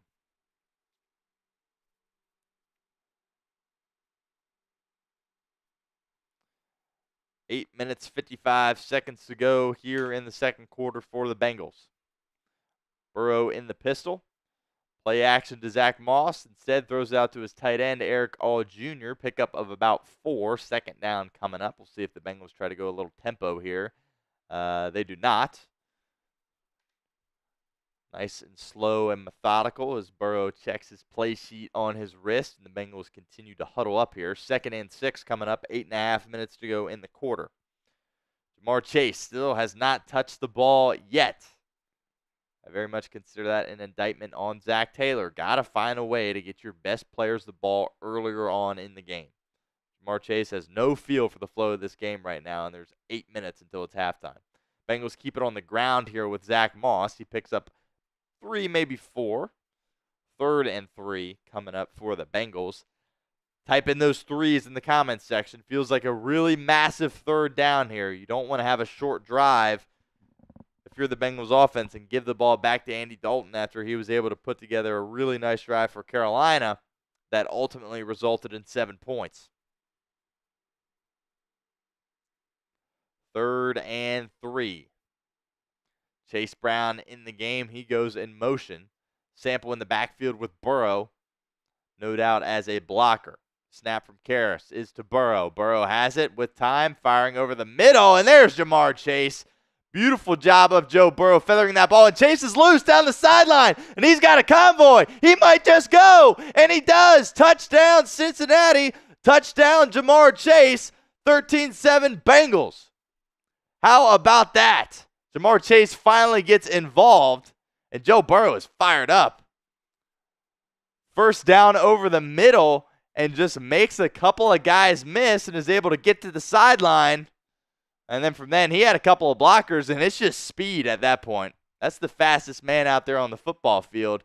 And he had his buddy T. Higgins out there and Chase Brown as well blocking. And he's able to just fly down the sideline and score. Another explosive play for Cincinnati. 1 catch, 1 touchdown for Jamar Chase. Evan McPherson on to extend this lead to 7 points. And he does just that, 14-7 Bengals. That's the type of stuff Jamar Chase can do for you. He is just an absolute game changer. Breaks 1, 2 tackles, 3 tackles, and then he's at the sideline, and then there's just speed. Just speed at that point. And Joe Burrow's fired up, jumps into the air with Chase, so I think that foot/ankle is doing just fine. Should be a good sign as Burrow ran his way down the field to celebrate with his teammates. So a lot of good stuff there for Cincinnati on that drive. Finally getting Jamar Chase the football. That was his first catch on the afternoon. And it's a massive play by Cincinnati over the middle. Great job, by the way, by Burrow of just kind of feathering that ball over the linebacker into the arms of his star wide receiver Chase. Makes 3 guys miss. And at that point, he's on the sideline, and it's just a foot race. And you're not going to catch that guy. That's for sure. Not going to catch Jamar Chase. Touchdown Cincinnati as we get the scoreboard updated here. 14-7 Bengals. And now the focus switches back to the defense. We'll see if they're able to slow Andy Dalton down. You don't want to be in a situation where you find yourself in another shootout. And if Carolina goes down the field and scores another touchdown on this drive, I think that's what you're involved with again, would be yet another shootout here if that were to happen. So Cincinnati's made some solid plays today defensively, particularly that first drive of the game for Carolina, where they just kind of knifed through that Bengals defense, but then the defense was really able to make a stand. And that goal line situation, Carolina goes for it on 4th down. The Bengals stuff that attempt. And another great job by the Bengals later on in the game when they were able to force a turnover. Trey Hendrickson coming off the edge is able to get a hand on that football as Andy Dalton was releasing it. Ball just kind of shoots up into the air. Von Bell is there to pick it off. and really did a nice job of setting up things for Cincinnati on that one. We had a $2 super chat from Michael Easterwood, our second super chat of the day. Michael is excited. He says, that was fantastic. No doubt about that. We'll see if I can't get these super chats up on the screen here. Again, I am doing a little solo producing here on today's show, so bear with me as I try to navigate through doing multiple things here at once. And Desert Ranger Jesus with a $2 super chat, his second of the day. And he says, choo-choo, trying to get that super chat chain rolling for us here. Desert Ranger Jesus, of course, a very loyal listener to our program here at Bengals Breakdown. So appreciate you guys. And once we get a stop in the action, I'll try to see if I can't get those up on the screen. But Andy Dalton and the Carolina offense, in the meantime, will get ready to take the field here. 7 minutes and 14 seconds to go.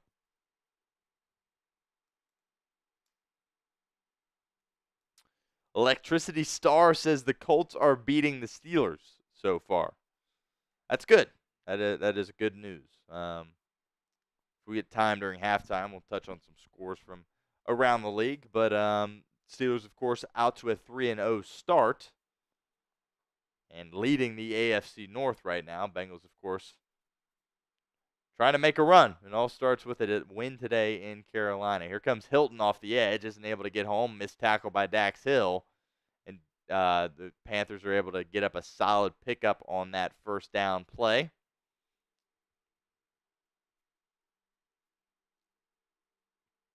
Miles Sanders, first time we have called his name with the reception out of the Carolina backfield.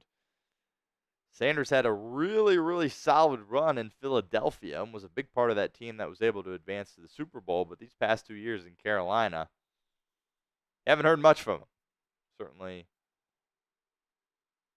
not the player he once was. Dalton firing over the middle to Deontay Johnson. Pass is caught. Third down coming up. Type in those threes. But, of course, back to Miles Sanders, kind of the personnel around him. When you're in Carolina, it's just really not where it needs to be. Great job by Chris Jenkins Jr. getting a hand on that football, but somehow, some way, Deontay Johnson was still able to reel it in for Carolina. Andy Dalton's kind of laughing that one off. Pretty miraculous they were able to complete that, but 3rd and 5 coming up. And the Bengals get off the field on 3rd down, force a 3-and-out here. 4 seconds to go on the shot clock. Dalton's got to hurry. Snaps it. We do have a penalty, though. And they kill the play here. Looks like a false start on Carolina. And this thing is going to be brought back 5 yards, and you're going to be looking at a 3rd and long for the Panthers, a 3rd and 10 situation.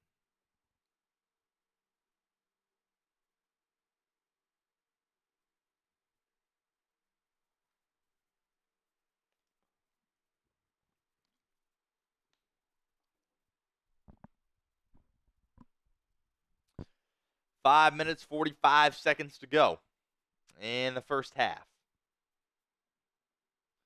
3rd and 10 coming up for the Panthers. Dalton in empty. Bengals bring some more pressure. Not able to get home again. Dalton lofting down the sideline. Oh! What a miraculous interception by Cam Taylor-Britt. And he is coming back the other way, but there is a flag on the play. We'll see if he got away with perhaps a shove here. Another incredible interception by Cam Taylor-Britt. The ball skills are just absolutely insane. But I have a feeling this one won't be standing, and it'll be a defensive holding call against Cincinnati, so this one will not count. But my goodness, the bunnies on Cam Taylor-Britt as he was able to jump up in the air, catapult himself into the sky once again, and reel in another miraculous interception. But, yep, that is definitely a slight hold there on Xavier Leggett. And Taylor-Britt appeared to be leaving the field a little gingerly. I mean, he comes down straight on his back.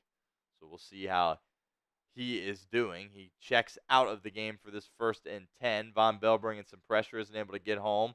And Dax Hill gets beat, misses a tackle, and it results in a 7-yard pickup for Carolina. Jermaine Pratt in on the stop.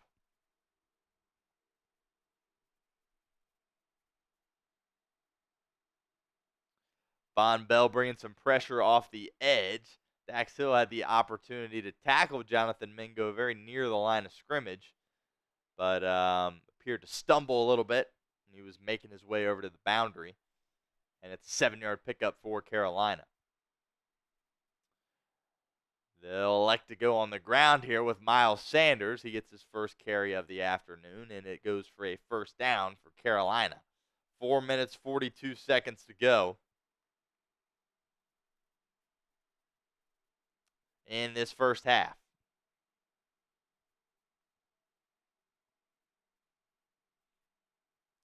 Carolina with the football, 4.5 minutes to go.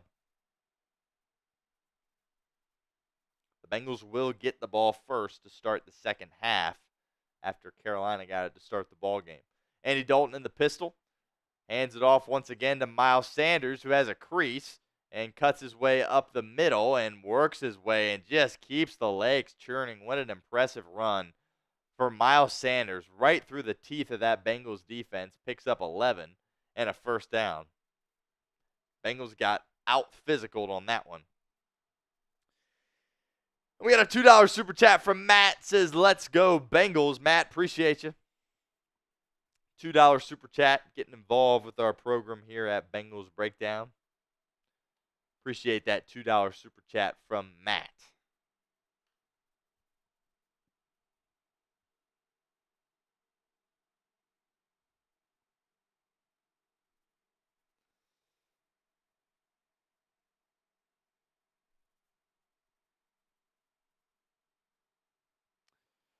Carolina going to use their first timeout here. Just checking something here, see if I can't get...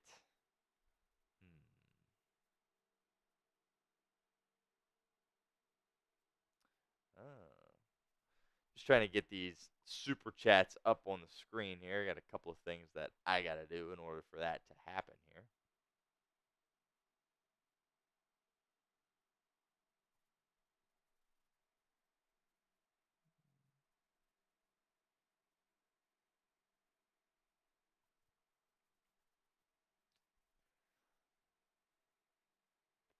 Do have a commercial here as the Panthers are looking to keep their drive going here.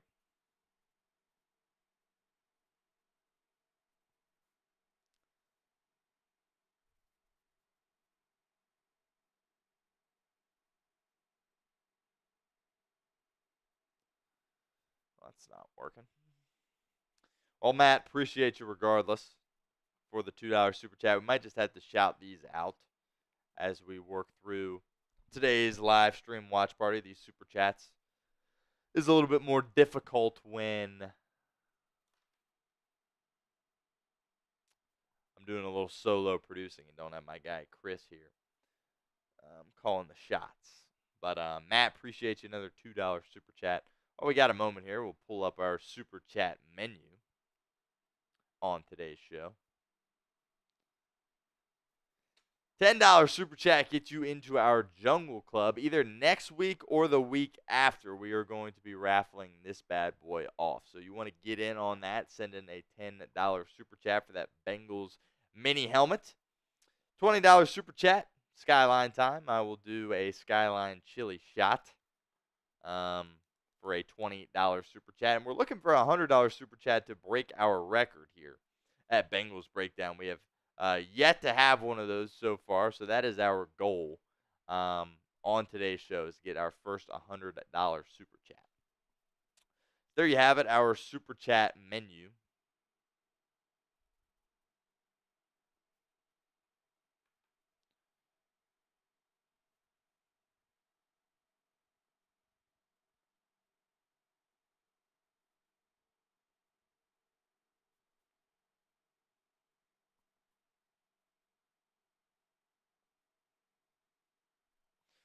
And the Panthers have it just past midfield, 2nd and 4 for Carolina. Dalton play action, has time, dumping it off to Miles Sanders. And Jermaine Pratt is there to make the stop behind the line of scrimmage along with the rookie Chris Jenkins Jr. playing with that club on his right hand after that thumb injury he was has been dealing with the past couple of weeks. Great job by the rookie. 3rd and 4 coming up. Type in those threes in the comments.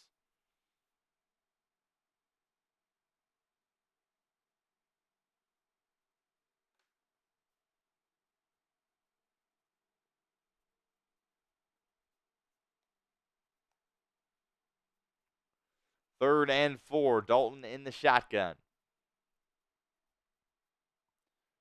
Bengals bring some pressure as they have on 3rd down all day. A really nice throw and catch over the middle. Deontay Johnson with the slant. And it will be a 1st down pickup for Carolina. They work their way into Cincinnati territory.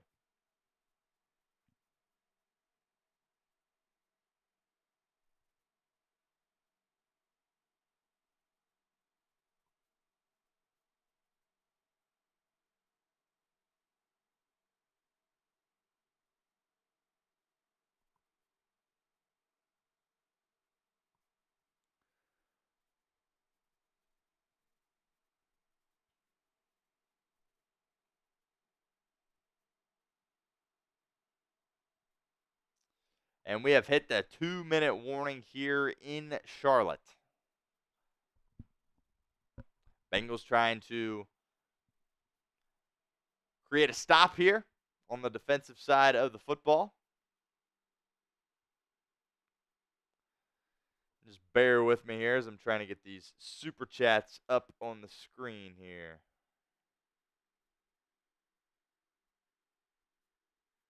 There's that.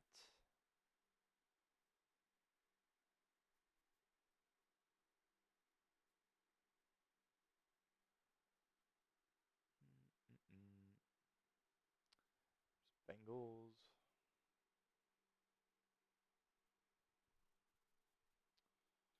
Should be close here to getting those super chats. Just trying to get those up on the screen so we can give you guys a full shout out here and not just have to verbalize it, but trying to get them up on the screen here as well.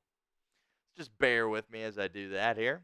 Bengals trying to get a big stop here.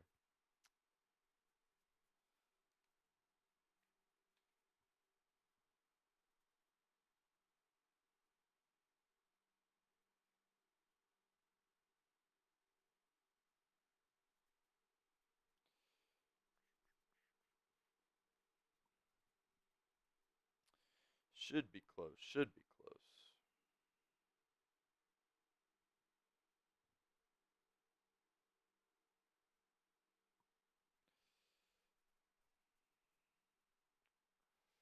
And we are. How about Matt with a $28 super chat? He says, "Get me in the Jungle Club." There we go. There's the super chats. Appreciate you guys bearing with me as I tried to figure that out. But Matt with a $20 super chat. Matt is our super chat MVP so far on today's show. A $20 super chat, which is a skyline shot as well as entry into the Jungle Club. So Matt will have an opportunity to win this Bengals mini helmet either next week or the week after. So, Matt, appreciate you so much. And we will get you written down for the Jungle Club. Everybody spam Matt in the comments. Give him a shout out. Hopefully a sign of good things to come here as we continue on Bengals Breakdown.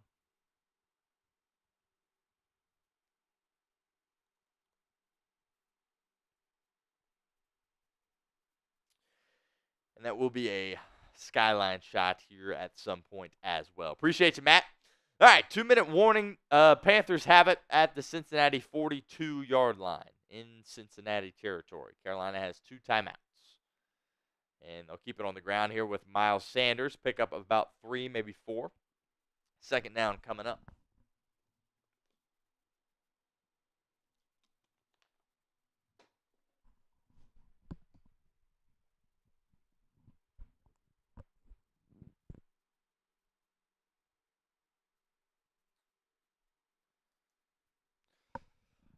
Clock still running here for Carolina. Haven't really shown a sense of urgency yet, but no doubt trying to not give Joe Burrow an opportunity to take the field once again. Dalton firing over the middle. Pass is caught by Xavier Leggett down to the 21-yard line, and the Panthers are humming here offensively. DJ Turner with the coverage on Leggett. When Andy Dalton has time, he proved he can still sling that thing, and he's made some really accurate passes over the middle when the Bengals send a little bit of pressure. And he's always been that quarterback. Even in Cincinnati, if you gave Andy Dalton a clean pocket, he was able to go out there and produce and pick you apart a little bit offensively. And Zach Taylor is going to burn his first time out of the first half, just trying to keep a little bit of time on this clock in case Joe Burrow has an opportunity to get this football back. That obviously is the goal for the Bengals. They would love to somehow get the ball in their hands and see if they can't go kick a field goal before the half. But all starts here with the defense. 1st and 10. Need a big play.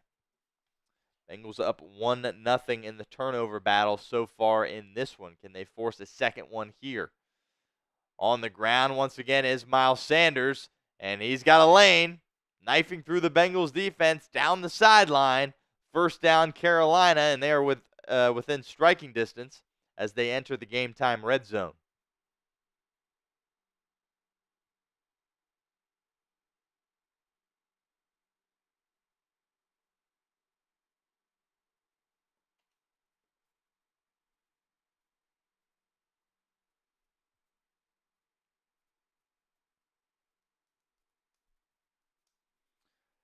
Jermaine Pratt was able to force him out of bounds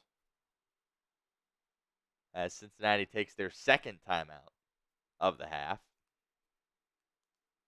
1 minute, 13 seconds to go here as we update the play clock.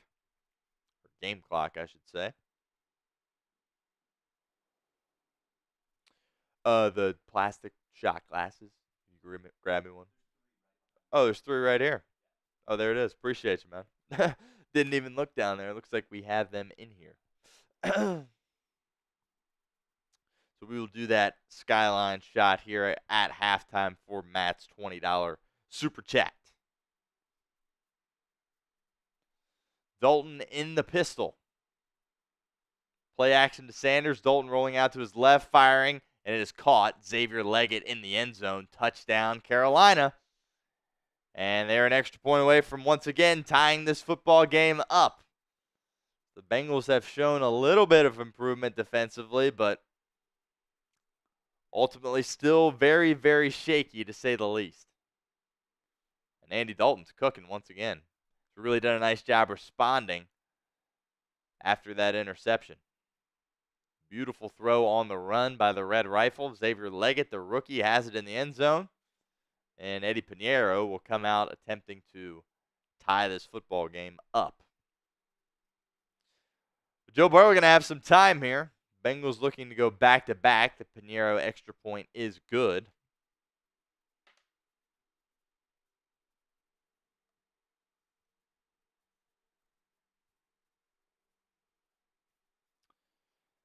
Bengals will have 1 minute and 9 seconds and 1 timeout to try to go get an Evan McPherson field goal before they go to the half. It would be great for the Bengals, obviously, to be able to go back-to-back here. Really capture some momentum. We crack open this skyline can here. Try to, at least.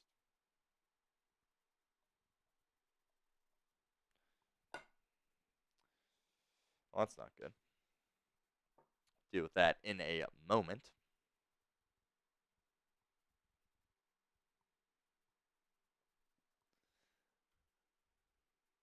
As the tab to pop the Skyline chili can just simply broke. So now we're in a bit of a tough situation. But, Matt, we will get that here going in a moment. But the focus right now, of course, is the Bengals trying to get on the board with a field goal here to close out this drive and try to give themselves a lead as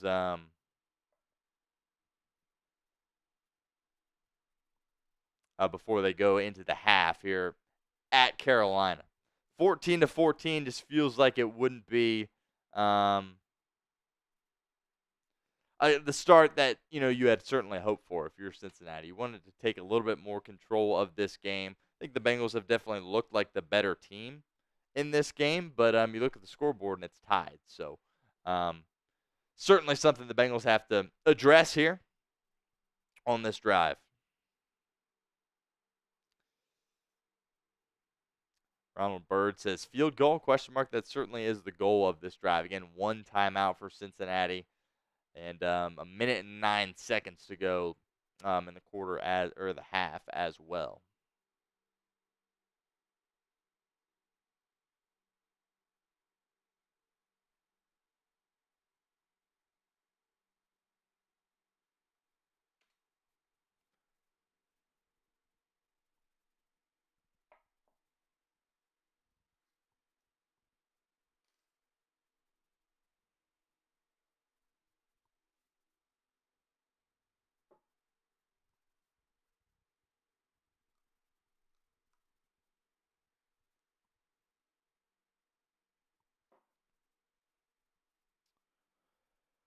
Pinheiro boots it away and is returned by Chase Brown, and he takes it out past the 30. He's still going close to the 35, and that is where the Bengals will set up shop with a minute and 2 seconds to go. Matt, we're having some difficulty getting this can of chili open, so if we are not able to get that open, I apologize. But you are in the Jungle Club, my friend, and that's really what matters as opposed to me taking a skyline shot. So, this guy just simply came right off the can. We got no way of popping it open at this point. All right, Burrow takes the snap, has time, dumps it off to Zach Moss, who's looking to get out of bounds, and he does just that after about a 5-yard pickup.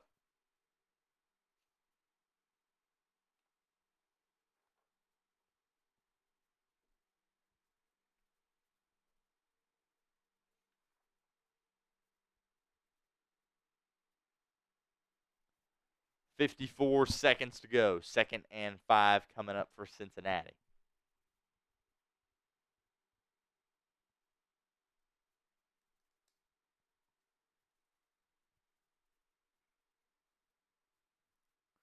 .20 seconds to go on the shot clock. Burrow takes the snap. Panthers bring 4. Burrow once again dumps it off to Zach Moss, and he's not going to be able to get out of bounds as he gets tackled at the line of scrimmage. And if you're Zach Taylor, I think you got to burn your last time out. And that's exactly what he does with 47 seconds to go in the half.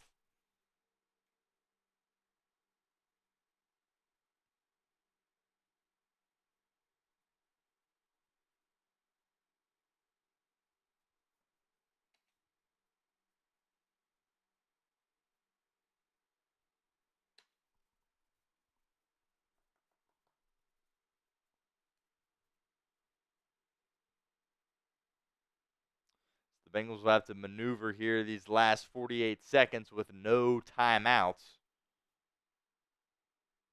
trying to get a field goal before the end of the half. 3rd and 5 situation here. You've gone to Jamar Chase once in this game, and it resulted in a massive touchdown. Will they go back to him here on 3rd down? He's lined up in the slot. Zach Moss appears confused on to where to line up. Burrow takes the snap. Moss eats a block right down the middle. Pass to the boundary is caught by T. Higgins. T. Higgins having a really solid game for Cincinnati. 1st down Bengals, type in those ones.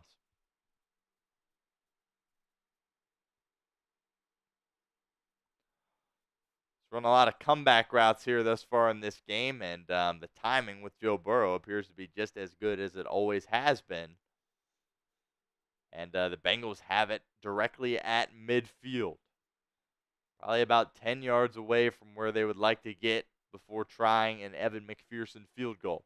Burrow takes the snap, firing deep over the middle. Pass is caught by Andre Iosivas. What a beautiful throw and catch. A dime from Joe Burrow over the middle. The Bengals got to hurry, and Andre Iosivas is shaken up. He took a massive shot to the ribs, but is able to line up before going down. Elite job by Yoshi. Just the toughness to get back on the line for the Bengals to spike this football. And just a beautiful ball by Burrow over the middle. Another time where he had to feather that ball over a defender. And that is just perfect. Andre Yosevich takes a big shot from former Bengal Nick Scott. May have just knocked the wind out of him. Or perhaps just a shot to the rib cage. It didn't look like that felt particularly good. But Yoshi's going to stay out on this field. His first catch of the afternoon for the Bengals, and it's a massive one. And now all of a sudden, you're thinking about the idea of potentially scoring a touchdown on this drive if you are Cincinnati.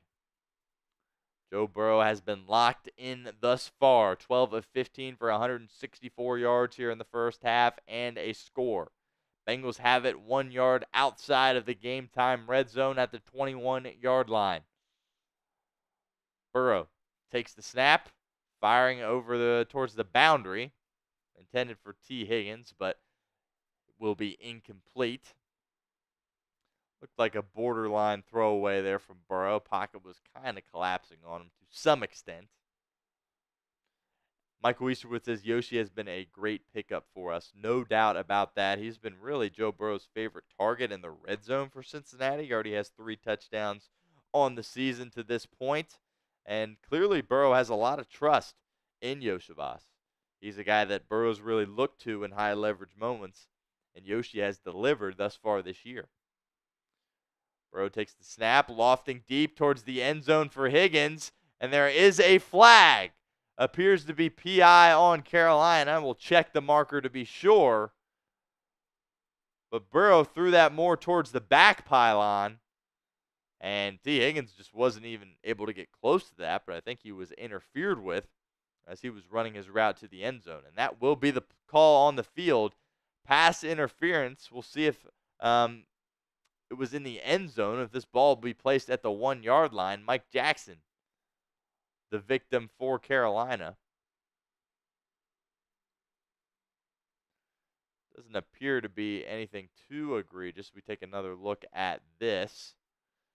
Definitely get the frustration if you're Carolina, but definitely some hand fighting there as well. So the Bengals will have it 1st and goal at the 4 yard line. 17 seconds to go as Carolina takes their final timeout of the half here. Perhaps maybe just to give their defense a breather, or just kind of settle down and try to regroup here and get on the same page before Cincinnati tries to score this touchdown in a goal-to-go situation.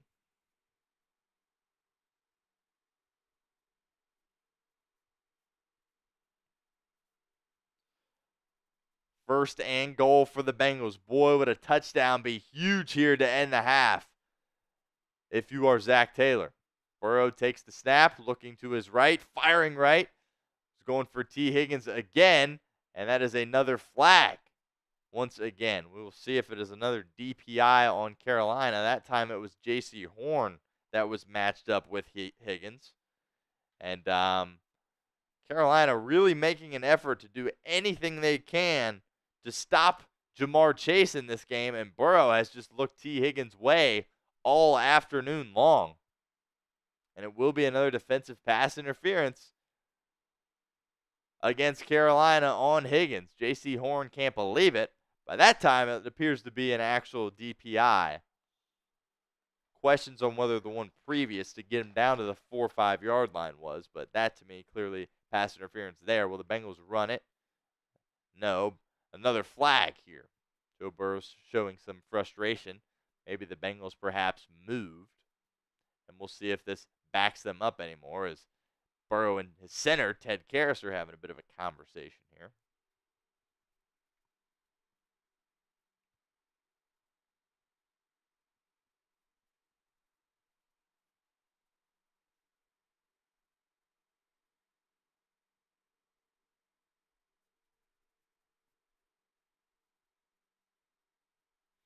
The Bengals definitely had a touchdown on that play, as Eric All Jr. was wide open in the middle of the end zone. 1st and goal for Cincinnati, 14 seconds, no timeouts. Can't take a sack, probably shouldn't run the football either. Burrow looking to the right, intended for Jamar Chase, who fell down. 2nd and goal from the 1.5 yard line coming up for Cincinnati. 11 seconds to go. You probably got 2 more cracks at this. second down, and if you're in a third down, could you run a third play on 4th and goal? If it comes to it and not kick the field goal, you might have time to do that depending on how long this play and if there's another play after this will take. 11 seconds to go in the first half. Burrow once again in shotgun. Zach Moss out to his right. Burrow with time, plenty of time, and just throws it away out the back of the end zone. 6 seconds to go. Decision time for Zach Taylor, but I think you have enough time to run another play. Joe Burrow has to understand to get it out of his hands quickly here. Only has 6 seconds to work with. Don't want this to be the final play of the half if it's not there immediately. You're looking at either having 2 opportunities here or kicking a field goal, but Bengals got to work quickly on this play. See if they run a quick slant or something to get the ball out of Burrow's hands quickly. 6 seconds to go. 3rd and goal. Gesicki comes in motion. Burrow gets that out of his hands quick to Zach Moss, who works his way into the end zone. A brilliant second effort from Zach Moss, who nearly tragically lost his footing short of the end zone, which would have been the final play of the half. But Zach Moss fights through contact, battles through his little stumble as well, and works his way into the end zone. Touchdown, Cincinnati. Not Burrow's best ball either. Moss had to put his left hand on the ground to brace himself and prevent his knee from coming down, and does an outstanding job of fighting through the very end to that play and scoring a touchdown for Cincinnati. Outstanding effort by Zach Moss, free agent addition. Most recently played for Indianapolis in 2023. The Bengals' extra point attempt from Evan McPherson is good. 21-14 with 1 second remaining in the first half. Outstanding job of the Bengals offensively, working the ball down the field with 1:09 to go in the first half and only 1 timeout. Hit T. Higgins on a couple of big plays. Also got a couple of defensive pass interference calls as well. But Zach Moss punches it in. The Bengals score 3 times in the first half and appear to be on the verge of taking a 21-14 lead into halftime.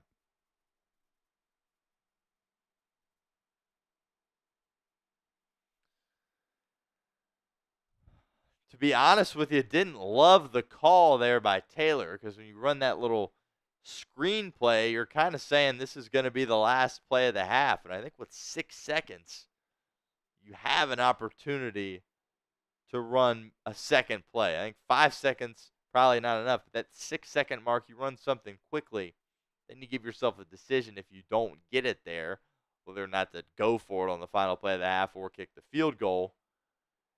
And, well, Bengals don't have to worry about it because Zach Moss bails them out. Incredible play. Him and Joe Burrow are laughing about it over on the sideline right now. And, look, I've definitely critiqued Zach Moss. I've called for Chase Brown, who Chase Brown, by the way, has been brilliant in this game when he's had the opportunity.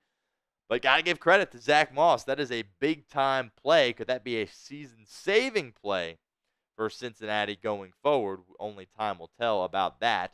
But we have reached halftime. The Bengals are up 21-14 as we get that score updated here for you guys.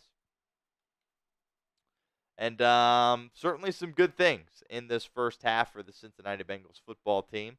I think the best part about it is that the defense has been a little better. Has the defense been bad still? Yeah, I'm still worried about this defense. But you look up at the scoreboard, and you only have 14 points, which for this Carolina team is kind of a lot, but I digress. Giving up 14 points on the defensive side of the ball, but that turnover created by Trey Hendrickson and Von Bell is really the biggest play of this game so far, I think, for Cincinnati. Because, again, when you create a turnover, that's kind of a break for your defense, right? Because without that turnover, maybe Carolina works their way down the field yet again and scores another touchdown. But outstanding job at Trey Hendrickson coming off the edge and just getting a hand on that football as Andy Dalton went to release it. and shoots it up in the air, and Von Bell's there for the interception. Bengals, of course, were able to punch it in on that drive and get some points as well. So Bengals find themselves in a good spot. And they have a 7-point lead as well. So plenty to be excited about.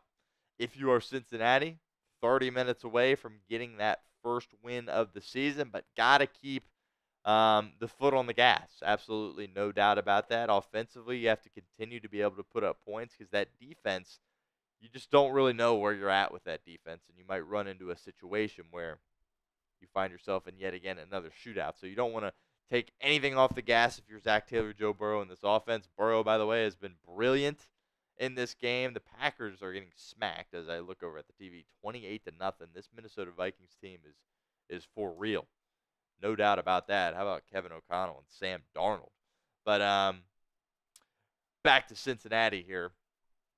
You don't feel comfortable, but you're at least a little bit more at ease than you have been the past couple of games so far to start the year. Really massive job. The offense able to go down the field and score points on that last drive going into halftime. So credit to Zach Taylor for using his timeouts. It ended up working out that he used those timeouts. Obviously not ideal that you are able to give up that touchdown if you're the defense. Would like to just avoid that altogether. But they're still able to get another possession out of it offensively and are able to capitalize after an outstanding play by Zach Moss. Incredible. And a game-altering play, no doubt about that. So grade the Bengals' performance so far for us in the comments of today's video. I'll give them a B thus far as a team because the offense, again, is an A. Offense is really doing a nice job for Cincinnati in this football game. 3 touchdowns, obviously very productive. Did have the punt on the first drive. We'll take a look. Let me just make sure that I'm not missing any other drives there. But get your grades in the comments. A, B, C, D, or F. Sound off for us. Let us know what you think. Tim Tyra says B. I think that's the right number or the right letter. Excuse me. At this point, grab some water here.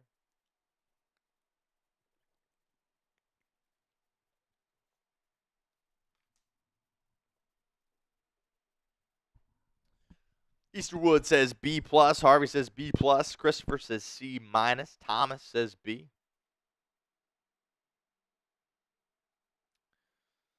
Looks like Watson. We got a bit of a hater in the chat. That's all right. But I mean, it's a fair point, Watson.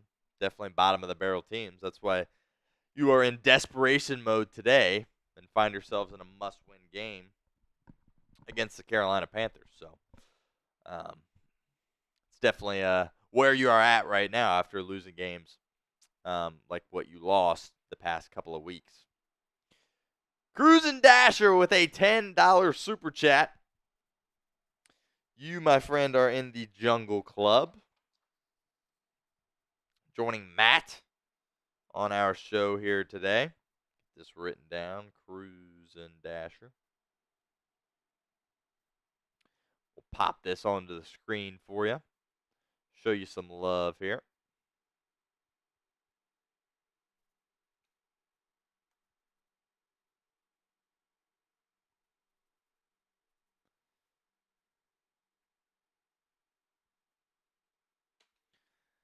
Cruisin' Dasher, appreciate your $10 super chat.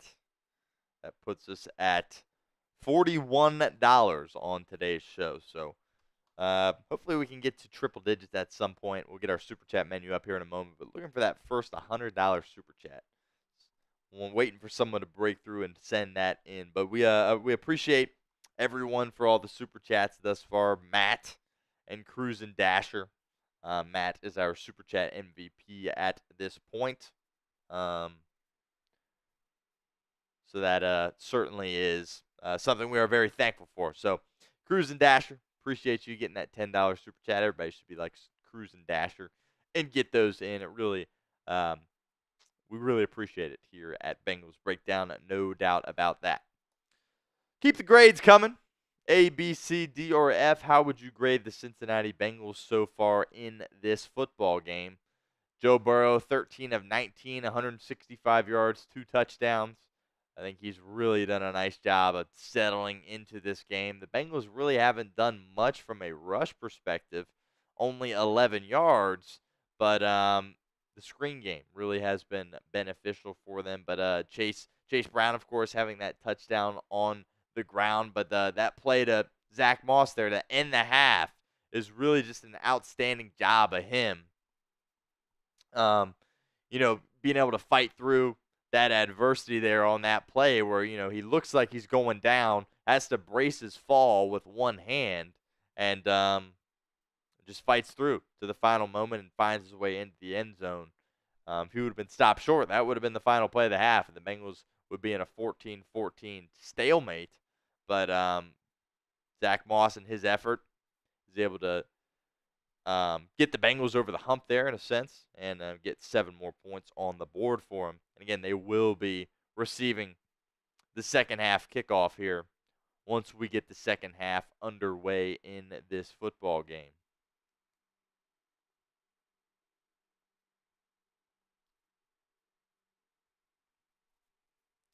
Bengals have 4 drives offensively, 3 touchdowns and a punt. So if you're Zach Taylor in this offense, you feel really good about what your offense has been able to accomplish. And hope to see more of the same in the second half. Defensively, you were able to force the interception, which was big. You had the turnover on downs that really started the game for you. That was big. But the Panthers were able to score on their final 2 possessions, not counting, of course, the knee at the end of that ended the half. So Bengals had turnover on downs that they forced defensively, able to come up with an interception and giving up 2 touchdowns. So 4 drives a pop for both of these teams, and luckily for the Bengals, they've scored 1 more touchdown than the Carolina Panthers. But this thing is far from over, especially when you have a defense like the Bengals have. And Andy Dalton's really had a solid game to this point. Really, the interception was more of just a tremendous play by Trey Hendrickson than it really is an indictment on anything that Dalton did. Dalton 16 of 21 for 134 yards, a touchdown and an interception on the half. And Bengals once again struggling to stop the run, though. They definitely have had some good moments when it comes to their run stopping in this football game. I think Sam Hubbard's done a better job than what we have seen in previous games. Dax Hill's made a couple of big plays. DJ Turner as well, getting some more playing time. Mike Hilton has been banged up, and this one hasn't always been out there for Cincinnati, dealing with that lower extremity injury that he suffered early on in this football game. So really pleased with what what DJ Turner has been able to do so far this game for Cincinnati. I think going into this season, he really expected to be the starter opposite Cam Taylor-Britt. And Dax Hill really just went and stole that job from him, and deservingly so. He really did a nice job in the preseason games as well as just really in training camp. And that ultimately was able to vault him ahead in that battle. But we knew DJ Turner was going to get his number called at some point. It was really only a matter of time before that happened, where he would be getting significant snaps out there. And, that certainly has happened now for Turner. And I think he's done a nice job in this game for Cincinnati. Lou Anarumo defensively, I think he's done a good job of switching some things up for this Bengals defense. We talked about in the pregame show how the definition of insanity is just doing the same thing over and over again when it's not working. And I thought we were kind of seeing a little bit of that from Lou Anarumo over the past couple of games, but he's done a nice job of adapting in this game. And he's brought some pressure on Andy Dalton. Bengals really haven't been able to get home yet, but I at least respect the fact that he's at least trying to put pressure on the quarterback. It's something that, as an NFL football team, you have to be able to do. You have to be able to pressure the quarterback. And Bengals really haven't been able to get to Andy Dalton, but they were able to get to him that one time when they did have that turnover, which was really massive for the Bengals in this game. So it's kind of where we're at. Through this point, it's a bit of a synopsis of what has gone on in this half. I think plenty of good. You still have concerns about defensively what's going on, but that's kind of where we are at right now.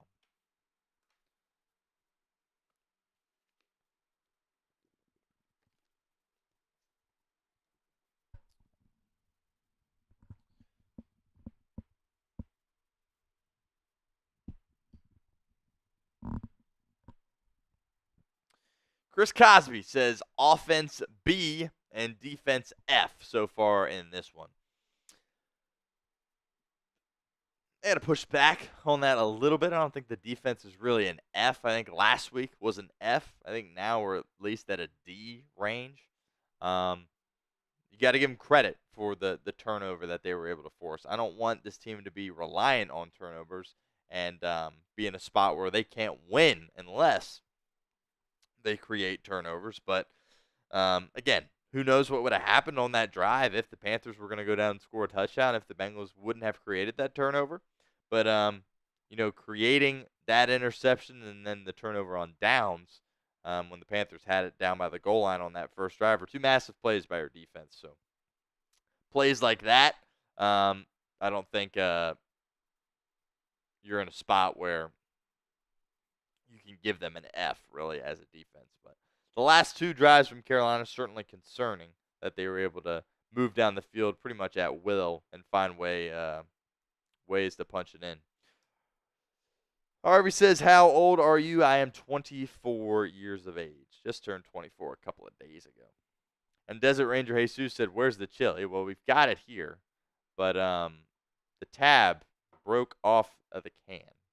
And now we're in a position where the can can't be opened. So I'll make it back up to you at some point. We'll definitely do this again next week. But I can't get the can open. So I apologize for that. If we get another $20 super chat, we will cross that bridge when we get to it. Because we certainly are trying to get more of those on today's show. Michael Estep says, Houday from Tulsa, Oklahoma. Appreciate you, Michael. Houday. Appreciate you locking in with us here on the Bengals Breakdown. Matthew Kelly says, I take the Cleveland Browns to the Super Bowl every day. Well, I don't know if they'll go to a Super Bowl in my life. So, Desert Ranger Jesus says he sends in a $2 super chat for the can opener fund. I appreciate that, Desert Ranger Jesus. But I am here alone, and I can't leave anywhere to go get that. But we appreciate the super chat, no doubt about that. All right, looks like we are ready for the second half here in Carolina as Eddie Pinheiro gets ready to boot it away. And the Bengals will return this one. It is Chase Brown. He certainly has shown a burst so far in this football game and really through this football season for the Bengals. But he gets forced out, and we will see Joe Burrow and the Bengals offense looking to create a 2-score lead here for the Bengals. Total on Super Chat so far is $46, Michael Easterwood. That is currently what we are looking at right now. Goal is always at least get to triple digits. We'll pop our Super Chat menu back up on the screen at some point in the near future. Make sure you guys give me a follow on Twitter if you have not done so already. All of our Bengals content will be posted there at StoneShields_. Burrow in the shotgun.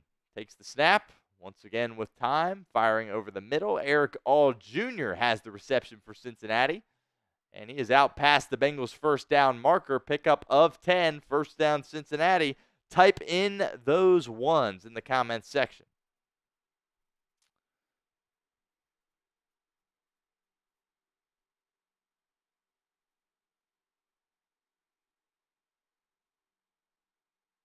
And Jesus, I do stand the entirety of the game. No sitting down. All right, the Bengals in the pistol here. Chase Brown is the running back, and he gets the pitch from Burrow, working his way to the left side, and he's got some speed. And nearly a massive run. It ends up being a 7-8 yard game for Chase Brown before he gets tripped up. I mean, the change of pace when he touches the rock is just different. Beautiful block on the outside by Eric All Jr. I tell you what, he is really having himself a start to his rookie campaign. Tight end. Bengals drafted out of Iowa. Local product as well. Played his high school football at Fairfield High School. Bengals got to be really pleased with what they have in Eric All Jr.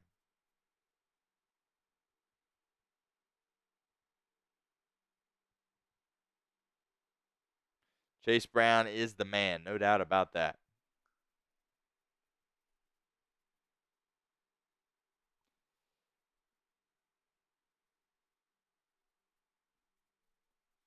Got a little break in the action here. Good time to show you guys our Super Chat menu. $10 will get you into the Jungle Club. $20 is the Skyline Shop, but we can't get the can open right now, so we're going to switch to a Bean Boozled for the $20 Super Chat. I believe we got some over there that we can utilize. $100 Super Chat, looking to break our record and get our first $100 Super Chat on the show today. So here is our Super Chat menu on today's show. And we'll come up with something if someone is able to send in a $100 Super Chat, something that we can send you guys as a part of that. So we will see. If you got any good suggestions for what the $100 Super Chat should get, feel free to float them in my way. Perhaps we could give away another hat. I know Desert Ranger Jesus likes the hat that he won. By the way, whoever won our jersey raffle has yet to email me. So Dominic Wilkinson, make sure you give me an email, stone@chatsports.com, because you won our jersey and I have not been in contact with you. So if you want that jersey, shoot me an email.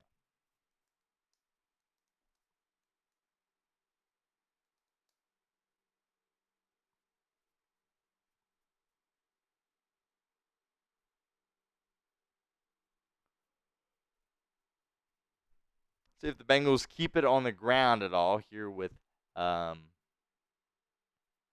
Chase Brown. Had a really solid run just now. 2nd and 1 coming up for Cincinnati. 14 minutes to go here in the third quarter. The give is to Brown once again, and he's got some space. Right down the middle, Chase Brown down into Carolina territory. Takes it to the Carolina 32-yard line. First down, Cincinnati. Type in those ones. Chase Brown, when the ball goes to him, good things happen for the Cincinnati offense. We've all been calling for it here at Bengals Breakdown.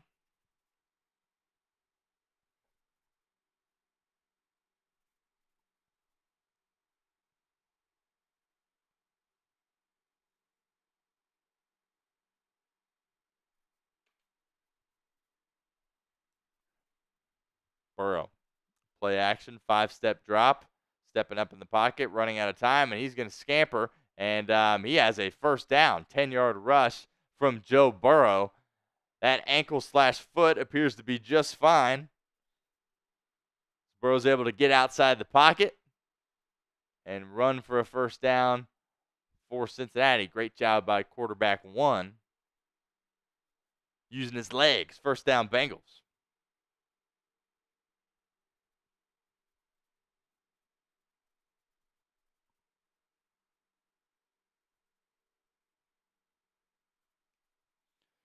Seven seconds to go on the play clock. Bengals nearing the game time end zone, or red zone rather. Handoff to Zach Moss, who checks back into the game. Pickup of about 2 or 3. 2nd down coming up.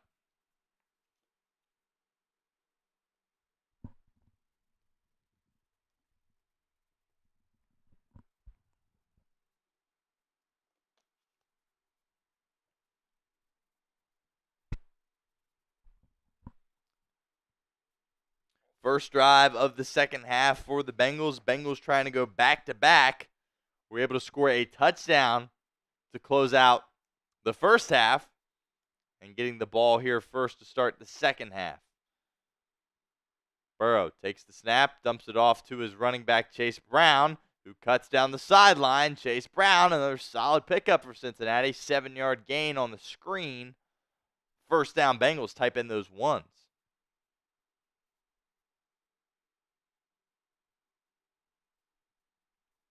And the Bengals are into the Game Time red zone.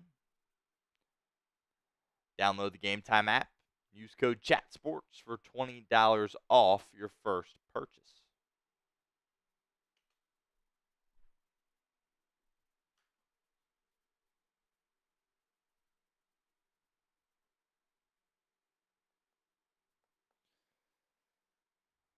Wide receiver screen to Jamar Chase. He works his way down the sideline and nearly finds his way into the end zone, just stepping out of bounds short of the goal line. First and goal, Cincinnati, from the probably 2-yard line. Another great play by Jamar Chase. Hasn't had a ton of opportunities in this game, but he's made the most of them. He may have stepped out, actually.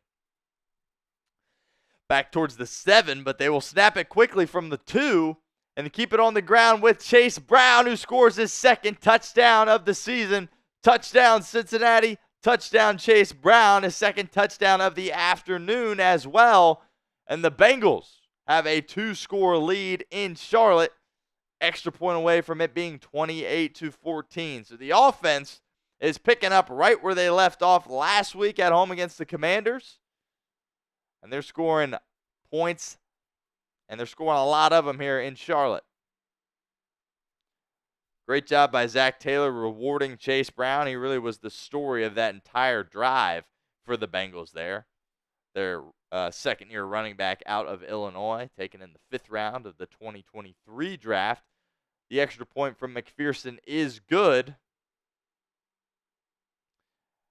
And the Bengals have a 28-14 lead on the road against the Carolina Panthers. We'll see if the defense is able to create a stop here for Cincinnati.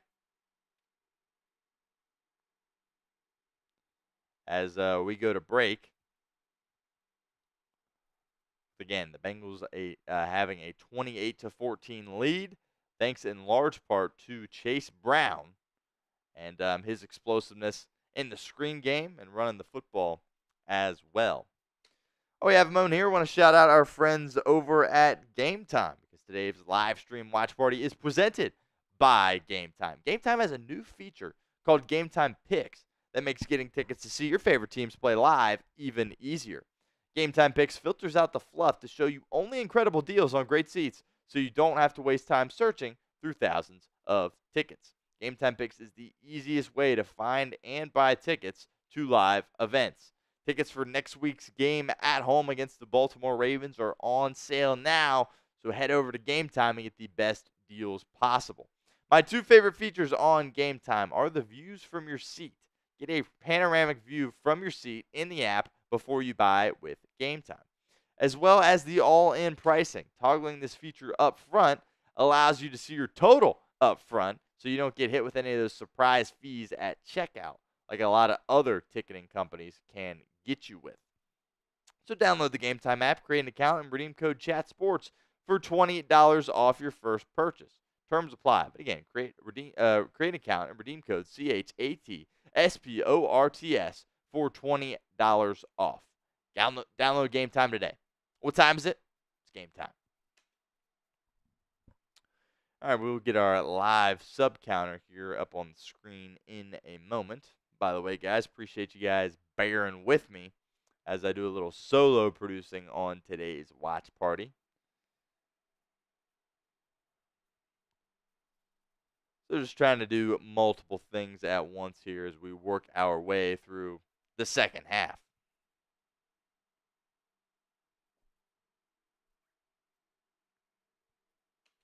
There's our sub counter. We are 90 subs away from 11,500. So if you haven't hit that sub button already, make sure you guys do that for us. Nearly daily Bengals videos for you guys here at Bengals Breakdown. And yeah, you don't want to miss out on that, as well as all of our watch parties as well. 11,500 is definitely within striking distance through the remainder of our second half here. 10 minutes, 38 seconds to go in the third quarter. Bengals have a 14-point lead against the Carolina Panthers. Lots of things going correctly for Cincinnati offensively today in this game. They have scored a touchdown on every single drive but one, apart from the opening drive that resulted in a punt. And Joe Burrow's cooking. Absolutely cooking. Dalton under center. Let's see what the defense can do here for Cincinnati. Takes the snap. Running out of time. And Andy Dalton's going to take off. Dives down after a pickup of about 6. Jermaine Pratt and Cam Taylor-Britt were the closest Cincinnati defenders in the area. A little scramble drill from the veteran there. Picks up a solid 6-yard gain on the ground. 2nd and 4 coming up. Jesus says he thinks we're getting 11,500 by the end of the game. I'm with you, Jesus. I appreciate that.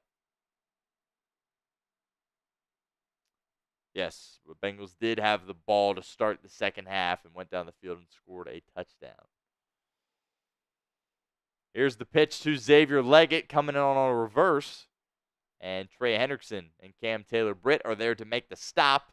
3rd and short coming up for this Panthers offense. Type in those 3s in the comments section.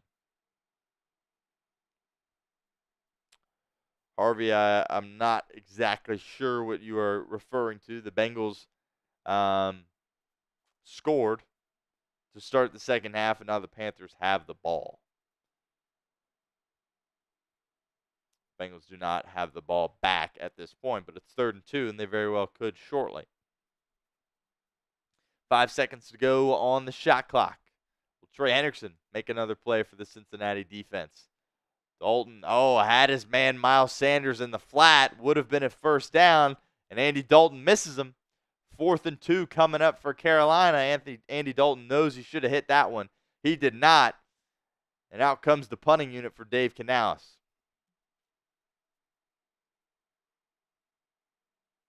Brandon Marks 13 is hyping up Trey Hendrickson. Says he is a beast. No doubt about that, man. I think he definitely is the best defender that Cincinnati has on this football team.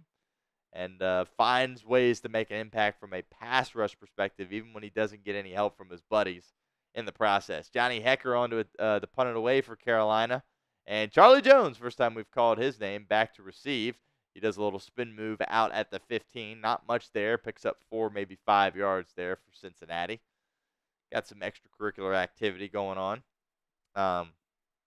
after the play.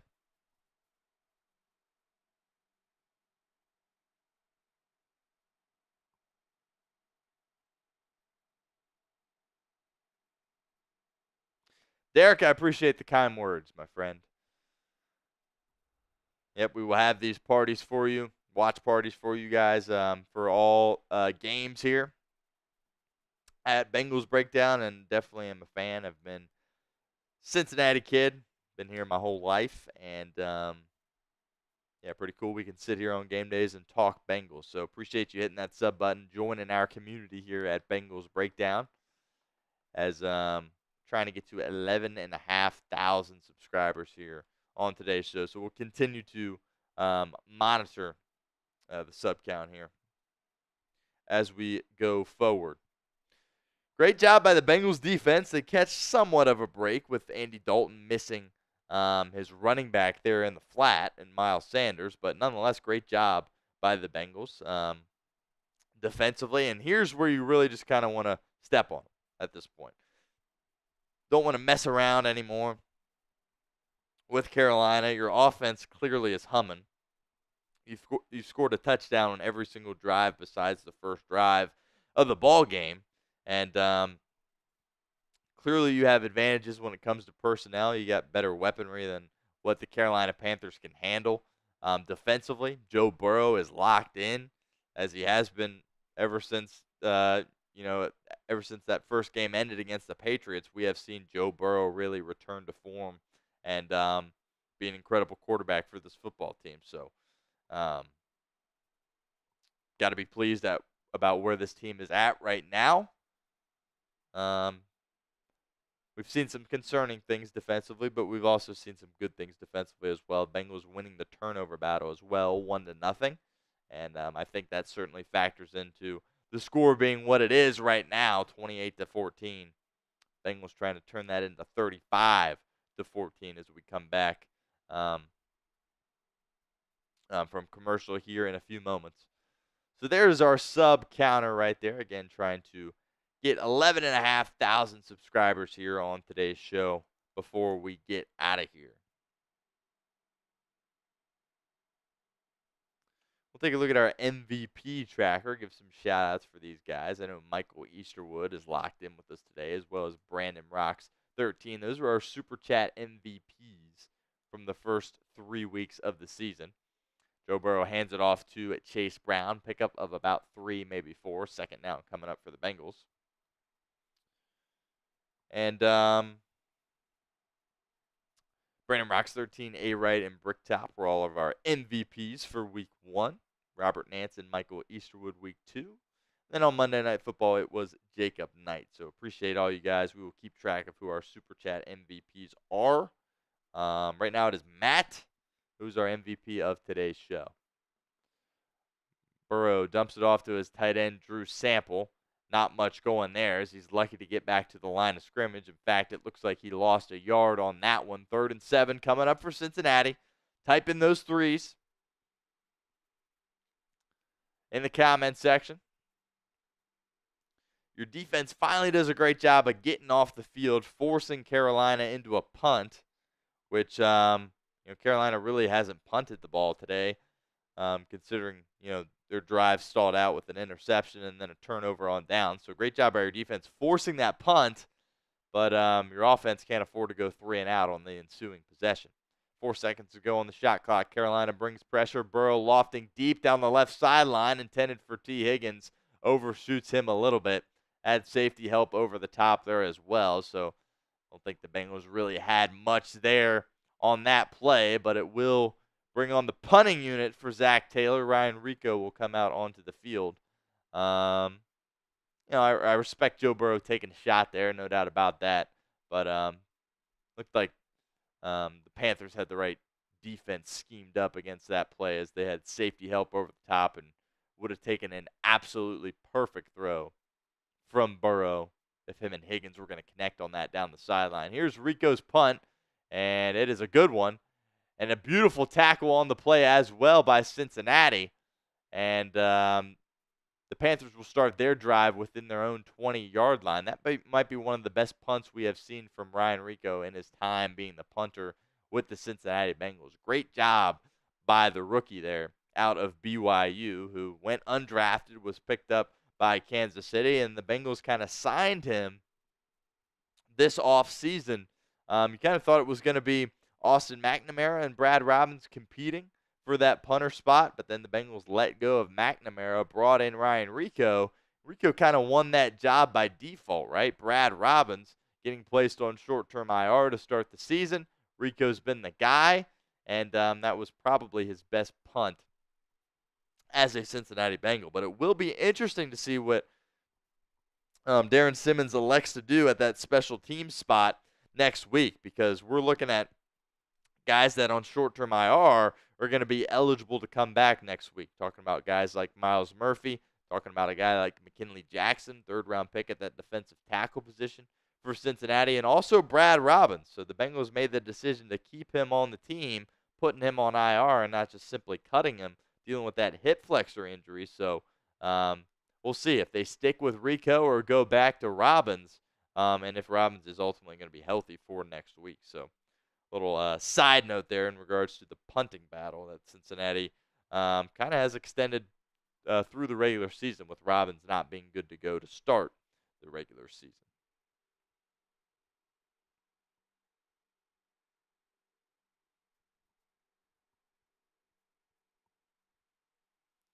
Looks like we had a Chiefs fan in the chat and Watson. But appreciate you stopping by, Watson, locking in with us here on Bengals Breakdown. Kaysen says he watches all the time. He's a big Bengals fan. I appreciate that. Hoo day, baby. Thank you for locking in with us here as we continue on Bengals Breakdown. Bengals now turn to their defense once again, looking for a stop here.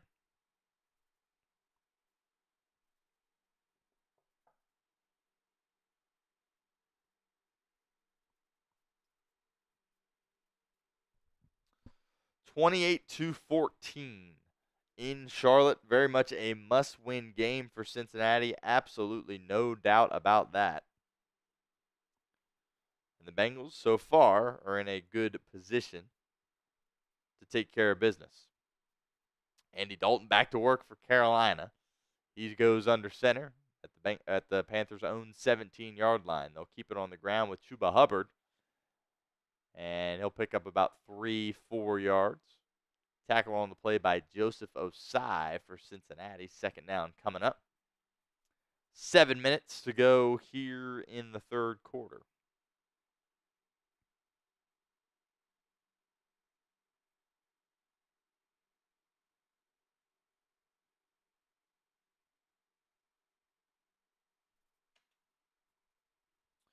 Second and 6 for Andy Dalton in this Carolina offense.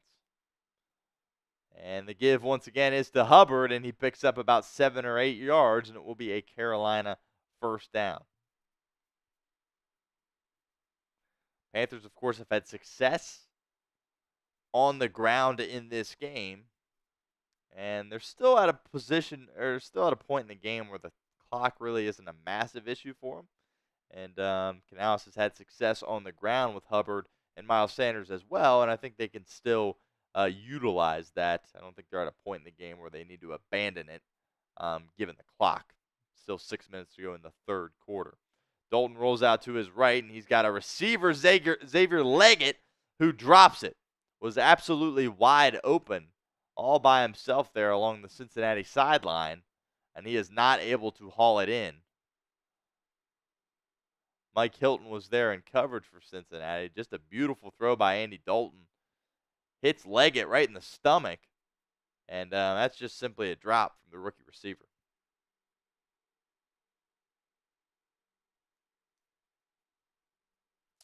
Brandon Rock says, did you go to school for broadcasting? If so, how many years? I was a journalism student at Miami of Ohio in Oxford. Spent 4 years there. Got a couple of degrees, sport management and journalism, and graduated in 23.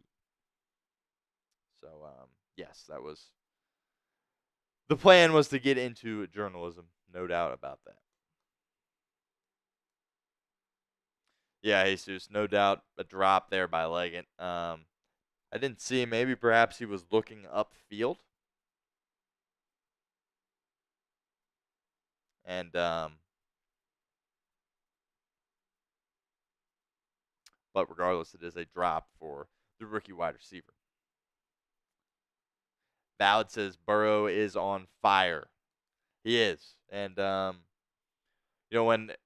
it definitely was appropriate to hit the panic button this week in Cincinnati. But I think while you're pressing that panic button, you also have to understand that we've got Joe Burrow, and whenever we have Joe Burrow, we have a chance. And that's certainly proving to be true.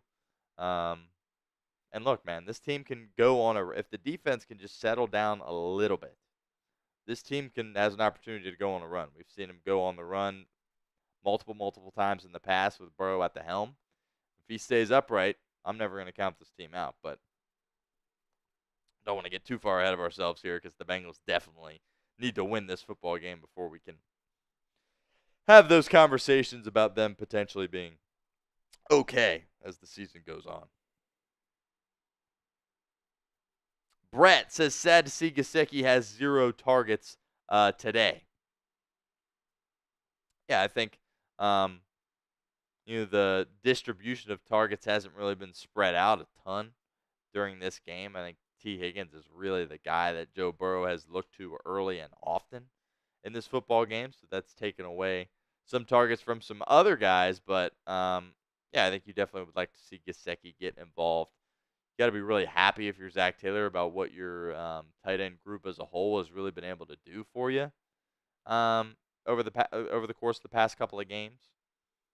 But Deontay Johnson did go down on that play that Xavier Leggett dropped.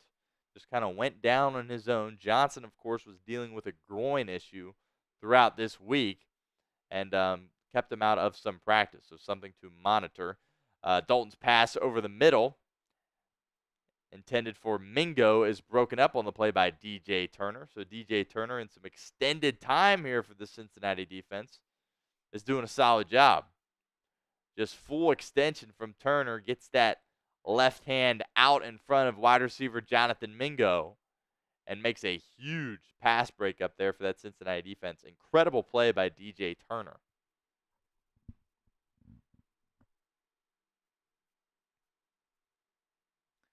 DJ Turner seeing some extended reps with Mike Hilton not being out there as much. And I think Andy Dalton, I thought he may have got the Bengals to jump into the neutral zone, but they killed that play pretty quickly. So this very well could be a false start on Carolina.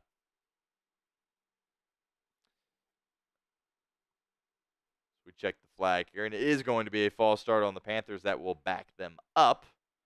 Certainly love to see that.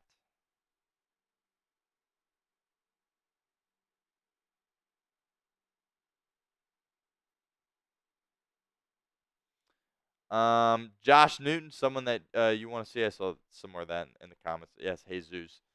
Bringing up Josh Newton. I thought Josh Newton was really solid for the Bengals in the preseason, but for whatever reason at this point, the Bengals haven't really had to call his number. And I think barring injury, you're probably not going to see him get a ton of snaps. As Dalton takes the snap and Rumo sends pressure, doesn't get home. They got a screenplay dialed up for Miles Sanders.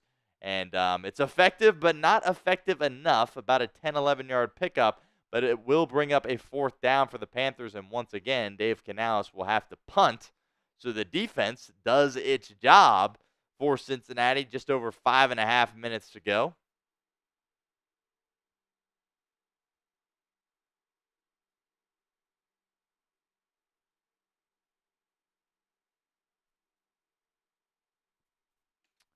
Joe Burrow and the Bengals are going to get the football back here in this third quarter. Oh, it's a fake. Johnny Heckard fires over the middle. Pass is dropped by his intended target, and Cincinnati is going to take over. Dave Canales tried to pull a fast one there on that punt. And it's a good throw by Johnny Hecker, and his intended target isn't able to reel it in. We will check exactly what happened here. It looked like 84 had it for a moment before losing it, as Hecker just steps up after receiving the snap. As his tight end Franks going down the middle of the field. And no, Dejon Anthony, the rookie out of Ole Miss, snuffs it out and makes an incredible play for Cincinnati. His finest play of his rookie season, no doubt about that. Anthony, of course, was the victim of the pass interference at the very end of the game that ultimately set up the game-winning field goal for Kansas City. Makes a huge play for Cincinnati, and Burrow and the offense will take over at the Carolina 35. The give is to Zach Moss, who picks up a couple. Outstanding job by Dejon Anthony. I'm sure he's certainly still feeling down in the dumps about what transpired a couple of weeks ago in Kansas City. And he has an opportunity to make a play here on special teams. And boy, was he ready.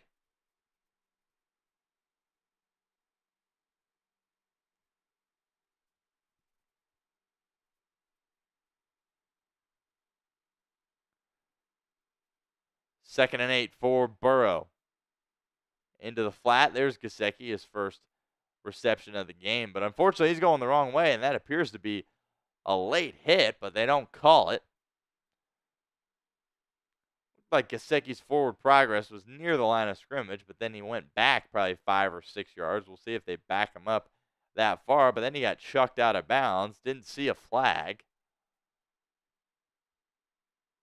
As the officials group together, try to figure out what exactly happened, and a late flag does come out. This very well should be a late hit on Gesicki. And they pick up the flag. So no flag, and it will be third down. We take another look at this. Gesicki starts working his way backwards and then gets just thrown out of bounds when he is clearly already out of bounds. I thought he had already established forward progress as well.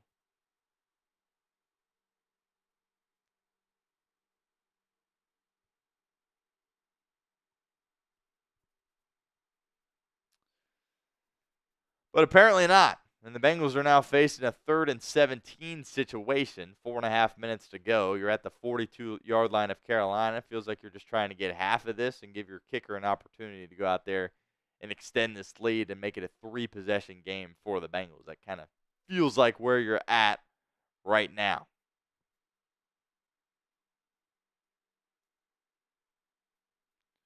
And they'll just keep it on the ground with Zach Moss, who's got some space and is going towards the Bengals' first down marker, and he picks it up. An 18-yard run by Zach Moss, but there is a flag. We'll see if there's a hold on Cincinnati. Bengals are not celebrating, and they are working their way backwards. So a holding by the Cincinnati offense will negate an 18-yard first down pickup from Zach Moss. And it looks like they're going to get Cordell Volson, number 67, the left guard, for the hold. Looks like he's going up against Jadeveon Clowney. And yeah, I would consider that a hold there. And certainly did impact the play as well.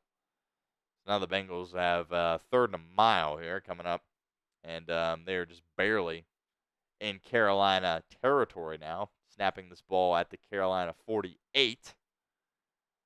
Just trying to get into Evan McPherson range here. 3rd and 23 for the Bengals. Burrow takes the snap. Carolina only brings 4. Burrow's going to take off. Throws it backwards to Zach Moss, who goes down the sideline. Does get into Evan McPherson range before getting out of bounds. Nice job there by Zach Moss. Again, great job of him catching that ball from Burrow, because Burrow threw it behind him. So if Moss wouldn't have caught that, that would have been a free-for-all. In terms of trying to get that football, would have been a fumble had that hit the ground. But Zach Moss continues his strong game here for Cincinnati. And Evan McPherson will be on to attempt a 56-yard attempt. Cal Adamitis will snap it. Ryan Rico will hold it. 3 minutes to go in the 3rd quarter. The snap, the hold, the kick is good. Right down the middle by Money McPherson. Plenty of leg as well. That would have been good from 65 plus.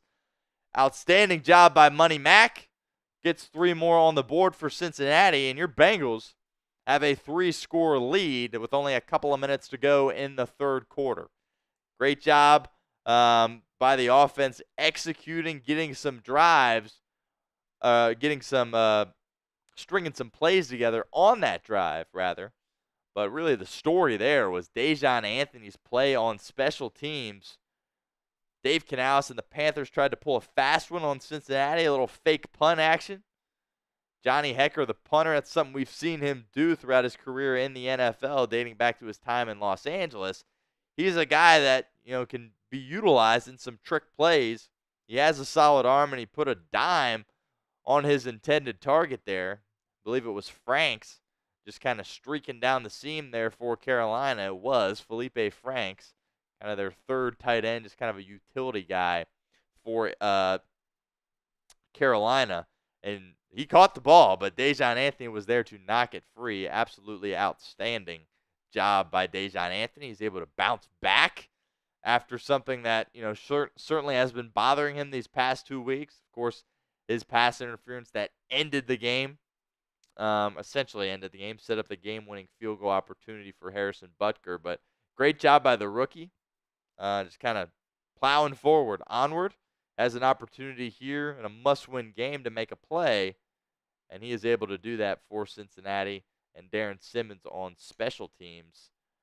It's kind of a small nugget in this game, but certainly something that is very noteworthy and something to certainly file away and bookmark, just the mental toughness of Anthony to be able to bounce back and make a big play. But Chuba Hubbard has a massive hole, and he flies down the field into Cincinnati territory. It looks like a 30-ish yard pickup for Hubbard, and the Panthers are right back in it within striking distance here as we update the scoreboard.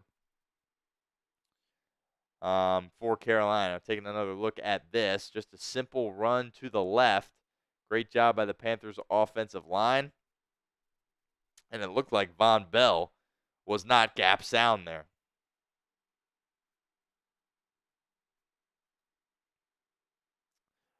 Dalton pump faking, running out of time, rolling to his left, and just throwing it out of bounds.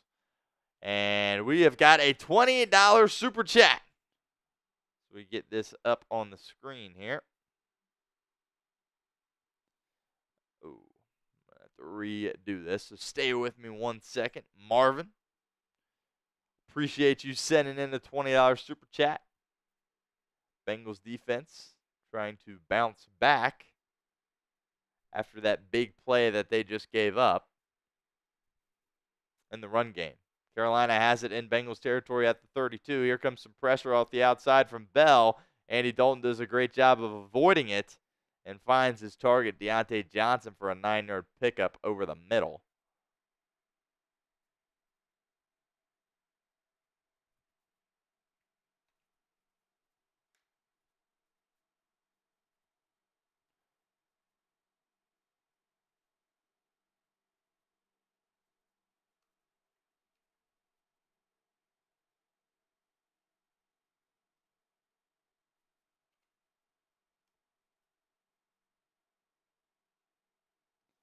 We get Marvin's super chat up on the board here. 3rd and 2. Handoff to Miles Sanders. And he's got enough for a Carolina first down approaching the game time red zone to the Cincinnati 21. Minute 20 to go here in the third quarter. Marvin Williford with a $20 super chat. Marvin, appreciate you locking in with us here at Bengals Breakdown. He says, I'm the winner of the jersey last week. How do I get it? That is a great question. Marvin, you just got to email me. stone@chatsports.com. I was looking in my email throughout the week. Didn't see anything from you. So just shoot me an email, and we will get that figured out as Deontay Johnson catches a touchdown for Carolina. Andy Dalton just slung it right over the middle, and this game is far from over in Charlotte. Extra point away from it being a 10-point game. This is an elite throw by Andy Dalton. We'll see if we take another look at this. Just rifling it over the middle. And Deontay Johnson is able to reel it in. Cam Taylor-Britt gets beat once again. But really, this is just an elite throw by Andy Dalton. Stepping up and slinging that thing right past Cam Taylor-Britt. Here's Eddie Pinheiro for the extra point. It is good. The Bengals lead shrinks to 10 in Carolina. Marvin, I'm putting my email in the chat for you. Send me an email, Marvin, and we will get in contact with you about how to go forward with the Joe Burrow jersey raffle. But you did win that last week. Congratulations, my friend. Thanks again for stopping by today. And shoot me an email right there. stone@chatsports.com.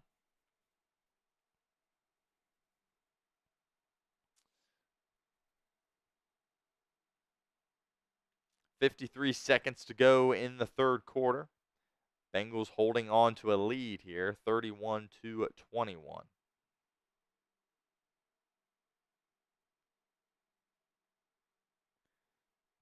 Eddie Pinheiro set to kick it off here for Carolina.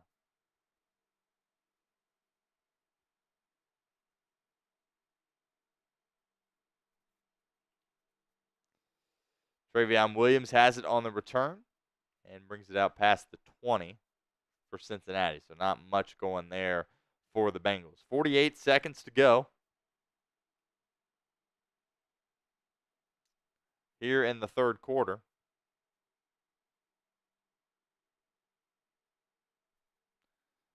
As the Panthers are celebrating here. Not sure why, what exactly they were so excited about. Regardless, Joe Burrow is back out on the field. And he hands it off to Chase Brown, who picks up probably 4 or 5 on the Bengals' first down play. There's a 2-second differential between the play clock and the shot clock. So Cincinnati will be forced into running another play here before the end of the third quarter. 2nd and 5 coming up for the Bengals. Cincinnati holding on to a 10-point lead, looking for some more points here. Really take some pressure off a defense that has struggled all season long. Burrow looking down the left side, pass intended for T. Higgins, broken up on the play by Jackson. Incredible job there by the Carolina defensive back. I keep wanting to say Charlotte. I'm not sure why. They're playing in Charlotte, but they're not the Charlotte Panthers. They're the Carolina Panthers. Pretty good coverage. You can make the argument maybe he was there a split second early, but I'm fine with the no flag there against T. Higgins. 3rd and 5 coming up. 4 seconds to go in the third quarter. Spam those threes for us in the comments.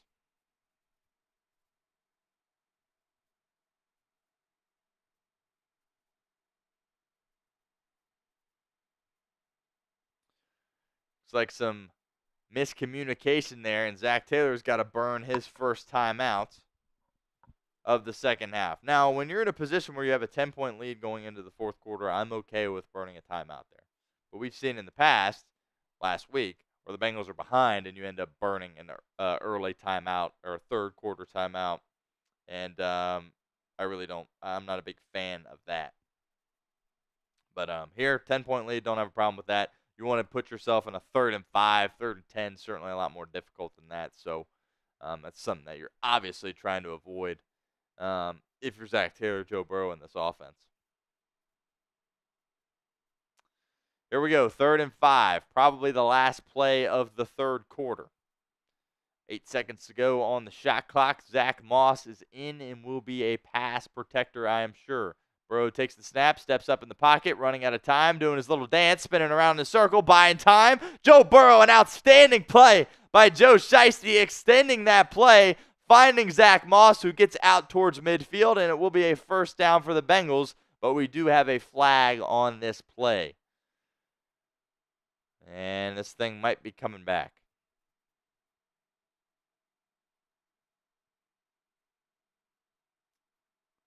And it looks like there is no flag on the play. It looks like the official perhaps picked it up.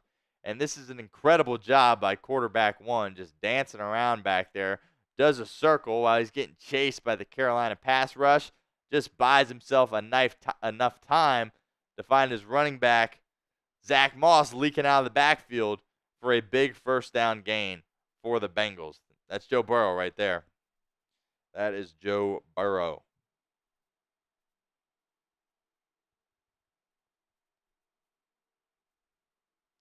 Alex Lyons stopping by. He says, "Who day?" Appreciate you, Alex, hanging out with us here on Bengals Breakdown. As we enter the fourth quarter, so type in those fours for us in the comments section.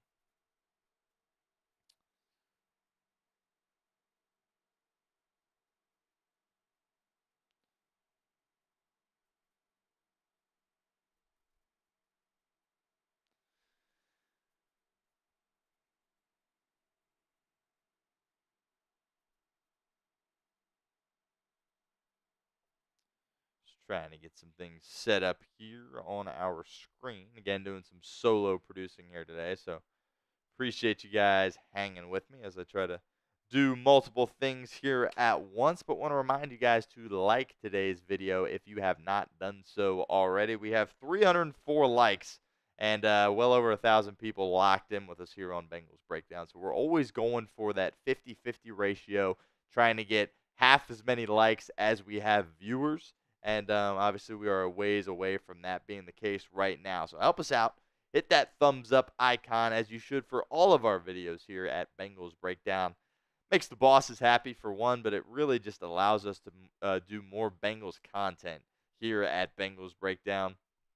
Eventually, hopefully, we can get up to perhaps multiple videos a day. But really, the main goal is to eventually have live shows where we can get interactive with you guys throughout the course of a week, like a lot of our other channels have here at Chat Sports. Here at Bengals Breakdown, we're really only live during watch parties. So if we can continue to grow by getting those like numbers up, eventually we will have an opportunity to be live throughout the week more as well. So appreciate you guys hitting that thumbs up icon for us. We're trying to get to 600. Obviously, still have a ways to go to beat our Monday night total. But we'll see. Hopefully, this game doesn't really get really close as we progress here throughout the fourth quarter. But nonetheless, hit that like button. Help us out. We certainly appreciate it. Bengals have it at midfield, holding on to a 10-point lead on the road in Carolina in search of victory number 1. Chase Brown gets the toss, and like he does every time he touches the ball, creates some electricity for this Bengals offense. Picks up 9 there, and very close to a Cincinnati first down.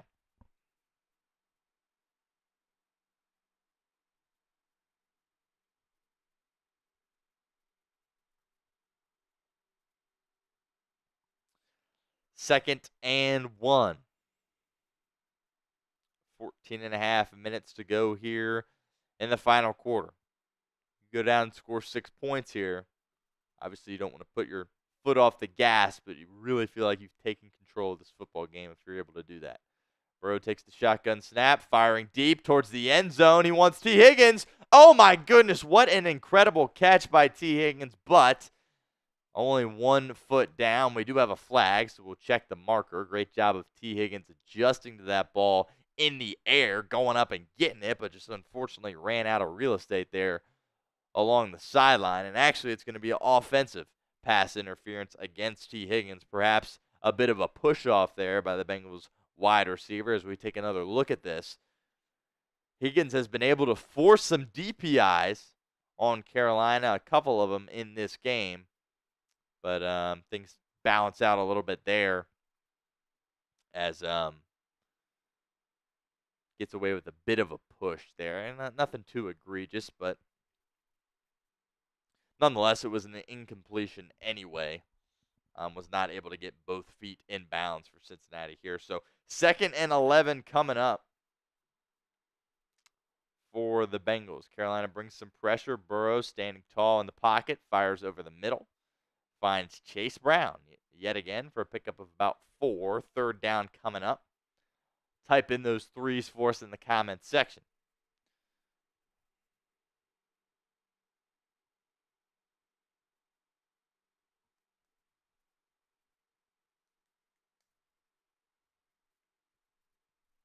Third and 6. Matt says since he couldn't do the skyline shot, he needs to come back with a military medium a fade haircut in support of our armed forces. Burrow takes the snap, firing, pass is caught. Jamar Chase, first down Cincinnati on a nice comeback route. He flips himself back into the air. First down Cincinnati, type in those ones.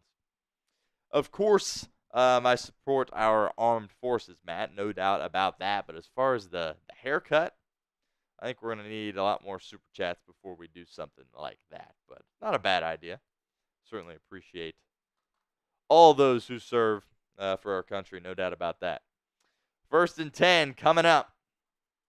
8 seconds to go on the shot clock, just over 12 minutes to go in the game. Burrow takes the snap, hands it off to Zach Moss, who picks up about 3 yards. The Bengals continue to work their way down the field here, little by little.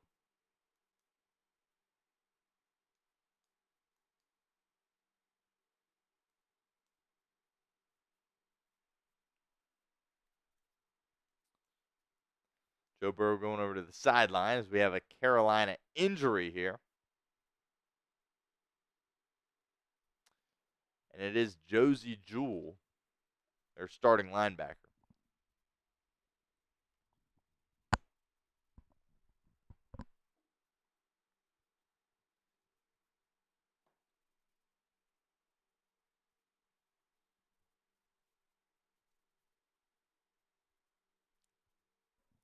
Will be a 2nd and 8 when play resumes here, but Jewell's able to exit the field on his own power.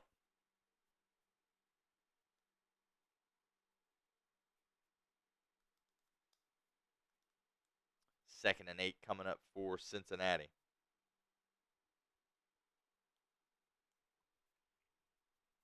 Bobby says, it's called the play clock, not the shot clock. Nick Saban calls it the shot clock, so I call it the shot clock from time to time as well. Burrow in the shotgun, 2nd and 8. Handoff is to Chase Brown, a pickup of about 3 or 4. 3rd down coming up, 3rd and 5. Type in those threes for us in the comments section.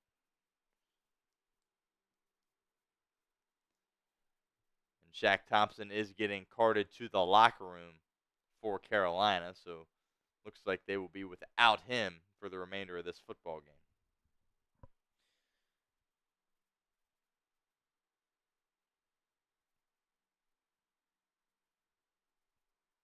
Third and 5.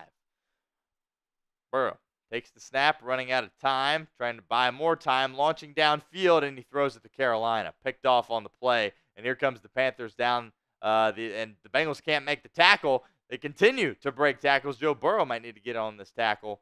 Just Joe Burrow trying to do a little bit too much there for Cincinnati. Was running out of time. He was well within field goal range. Just throw that ball away and add 3 more points to the board.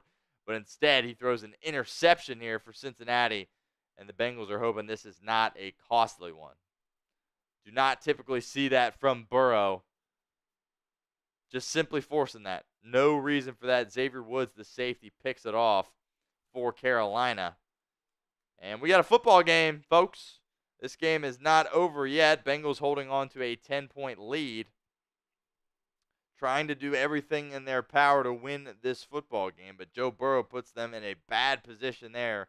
A really bad interception from quarterback 1. Again, not something you're used to seeing out of Joe Burrow.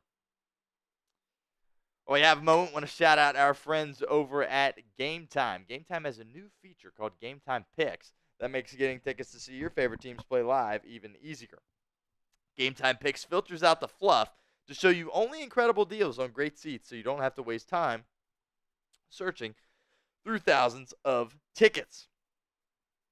Game Time Picks is the easiest way to find and buy tickets to live events. Tickets for Week 5 at home against the Ravens are on sale now, so just head on over to Game Time and get the best deals possible. My 2 favorite features on Game Time are the views from your seat. Get a panoramic view from your seat in the app before you buy. And also the all-in pricing. Toggling this feature up front shows you your total up front, so you don't get surprised with any of those fees at checkout that a lot of the other ticketing companies can get you with. So take the guesswork out of buying tickets with Game Time. Download the Game Time app, create an account, redeem code CHATSPORTS for $20 off your first purchase. Terms apply. But again, create an account and redeem code CHATSPORTS for $20 off. Download Game Time today. What time is it? It's game time. All right, the Bengals trying to hold on here as we work our way through the fourth quarter. The Bengals looked like they certainly, no doubt about it, were going to be able to get points on the board on that drive. 3rd and 5 situation, your quarterback who's had an excellent game all game long, just a situation where he's trying to do too much, and it's a bad turnover for Joe Burrow, and he's showing some serious frustration on the sideline as he takes a look at his tablet. Typically don't see that from Burrow. He is ticked off at himself, no doubt about that. And 11 and a half minutes to go. Bengals have a 10-point lead. Need the defense to make a play. Dalton firing towards the boundary. Pass is caught by Jonathan Mingo, and it will be enough for a Carolina first down. Coverage on the play by DJ Turner. Michael Easterwood says Joe needs to make better decisions than that. Yeah, they're showing the interception again.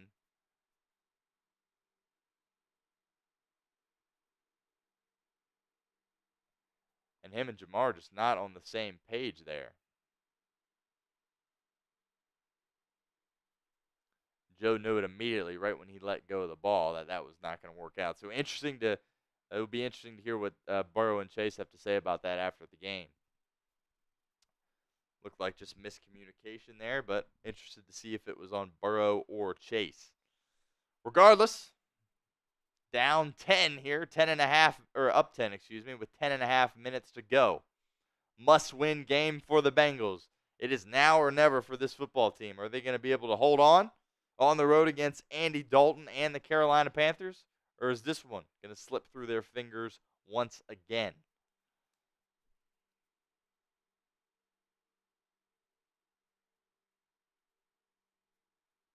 Dalton in the shotgun at the Cincinnati 48. Has the snap. Bengals bring 4. Deflected at the line of scrimmage, but still caught by Chuba Hubbard. Wrapped up on the play by linebackers Logan Wilson and Jermaine Pratt. Pickup of about 5. Third down coming up. Type in those threes. Be interested to see how aggressive Dave Canales is here in this situation. Could this be four down territory for Carolina with the ball on the plus side of the field for them offensively and down 2 scores with 9.5 minutes to go?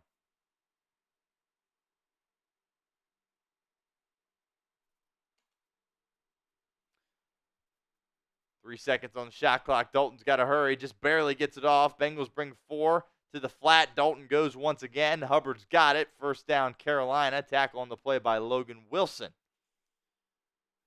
We'll keep an eye on the clock here as we progress. 9 minutes to go here in the fourth quarter. Giving up a score isn't the worst possible thing if you let this clock continue to churn for Carolina. We dip under 9 minutes to go in this football game.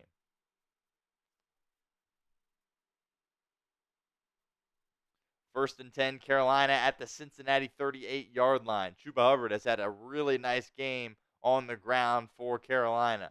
Dalton drops back to throw. He wants it all, looking for the end zone, and overthrows his man, Cam Taylor-Britt. Actually, I believe that was Dax Hill on coverage there. And Dalton, unfortunately for him, not able to deliver a good ball to his receiver there. Jalen Coker was the intended target. But Trey Hendrickson is down on the field for Cincinnati, and the training staff is out to take a look at him. So this obviously could be a very significant issue for Cincinnati here. Hendrickson, of course, is the Bengals' best defensive player. He's had one of the biggest plays in this game, getting his hand on an Andy Dalton pass that ended up getting tipped up essentially into the air and getting picked off by Von Bell. So if the Bengals are in a situation where they are without Trey Hendrickson, you're really concerned about trying to provide any pressure on Andy Dalton. Michael says it shouldn't be this hard on the Panthers, but we just keep letting teams hang around. I think, unfortunately, a characteristic of this team is they play down to the level of competition that they go against. We've seen that in all games this week. And in some cases, when you're playing the Kansas City Chiefs, when they really rise to the occasion and kind of their sense of awareness is just boosted, that's a good thing to have, right? But when you're playing a team like the Commanders or Carolina or New England week 1 and you find yourself in tight games with those teams, you understand that it's the National Football League and all these teams are good really at the end of the day. But that's why you play the games, of course. But I think the Bengals, this is a game where it feels like they could have had this one on ice by now, and they don't. And matter of fact, it's really not close to it being that point. So defensively, you're looking for a turnover, but again, Trey Hendrickson is down right now. And the broadcast is at commercial, so not exactly sure, where exactly he's at in terms of his health at the very moment, but hopefully it's nothing serious and he's able to continue playing in this football game. But that is the focus right now. We are 8 subscribers away from 11,500 subscribers. Got well over 1,000 people locked in with us here on Bengals Breakdown. I know all you guys aren't subscribed, so help us out. Let's get it right here as Trey Hendrickson is still down, and all the Bengals defenders are taking a knee for Hendrickson. So this is not good. Dave Canales also out on the football field taking a look at Trey Hendrickson. Of course, he is the Panthers head coach. Taking another look at this. This could be a head issue as he was trying to pressure Andy Dalton, and it looked like he ran into his own teammate Sam Hubbard, but everybody on that Bengals defense has helmet off and is down to a knee. Very visible that they're very concerned for their boy Trey Hendrickson, but Hendrickson is up. and is walking off under his own power. So, kind of based on what we have seen, it feels like could potentially be a head issue, but he's not really moving his right arm. So obviously I can't hear what's going on with the broadcast. So if anybody has any idea about what body part is the issue for Trey Hendrickson, looked like he hit his head pretty hard on Sam Hubbard, but he's not moving that right arm whatsoever. Not moving it at all. Mitch Ward says, just subscribe. Appreciate that, Mitch. Thanks for hanging out here. 2 subs away from 11,500. Handoff on the play is to Chuba Hubbard. He continues his strong performance in this one with a pickup of 7 or 8.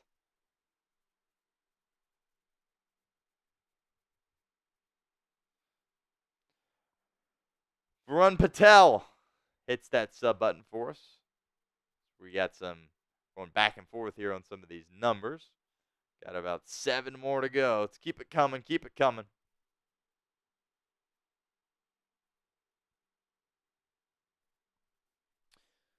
Dalton in shotgun. 3rd and 4 situation for the Panthers. Takes the snap, fires over the middle. I think that ball hit the ground, and it will be ruled incomplete. Pass was intended for rookie Xavier Leggett. Dalton didn't give him the best ball there as that one skips to him.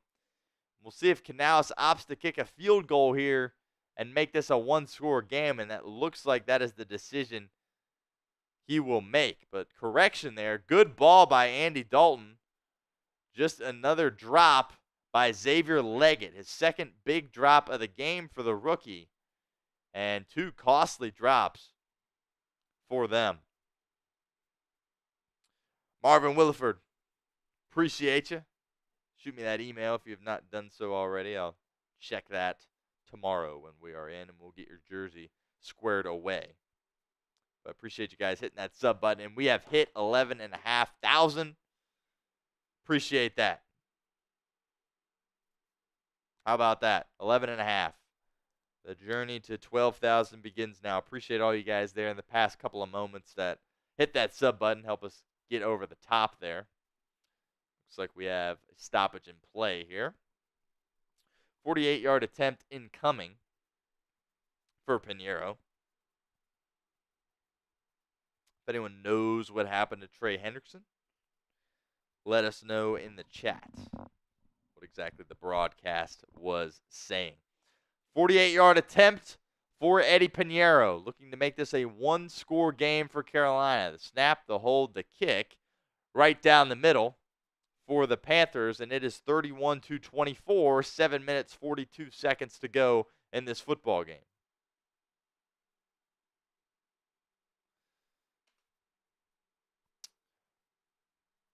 How will Joe Burrow and the offense respond? The way your defense has played over the course of these few games, you don't feel good about, potentially giving the ball back to Andy Dalton with an opportunity to tie this game. Offensively, you need to find a way to get down the field and at least score 3 points. Have to find a way to extend this lead, make this a 2-possession game again, because you really don't want to be messing around late when your defense is playing the way that they have. Definitely think there's some signs of improvement. Derek's Young, appreciate you. He says, glad you got to 11.5. I am as well. Appreciate you guys so much for that. And Desert Ranger Jesus says we need a score here. No doubt about that. No doubt about that. And so far, our highest super chat today has come from Matt in the form of a $20 super chat. So looking to break that as we have a couple of minutes left in this game. Travion Williams. Wow. Travion Williams brings it out past the 20 for Cincinnati. And Joe Burrow and the offense will set up shop, looking to put some points on the board.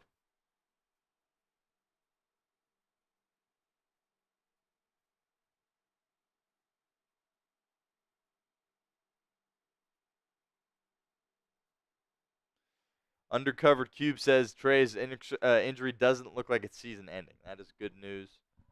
Let me know when we have more updates on that front. Chase Brown is the back in the game to start this drive. I think that certainly says a lot. And he gets about a 40-yard pickup on the first play for Cincinnati. Joe Burrow has been elite in this game, but he just made his first mistake. Appears to have been some miscommunication between him and Jamar Chase. Chase cut it back towards the pylon, and Burrow was expecting him to continue his route over the middle of the field. And some serious frustration from Burrow on the sideline. That's kind of funny. Eric All Jr. catches the swing pass from Joe Burrow and does an outstanding job of getting the first down. I tell you what, this kid has been excellent for Cincinnati. Bengals, of course, took him in the 4th round. They look his way very early and often. He's getting a heck of a lot more targets than Mike Gesicki. They're really happy about what he can do in the blocking game. We've seen him line up as a fullback several times for Cincinnati this year. And, boy, Eric All Jr. is off to an outstanding start. 1st and 10, 6.5 minutes to go in this football game. Burrow takes the snap, pitches it to Chase Brown, who stays in the game at running back and picks up another 4 or 5-yard gain. 2nd and medium coming up for Cincinnati as that clock continues to tick. 6 minutes left in this football game. Cincinnati in search of win number 1, but the Panthers are well within striking distance, a 1-score game with 6 minutes to go.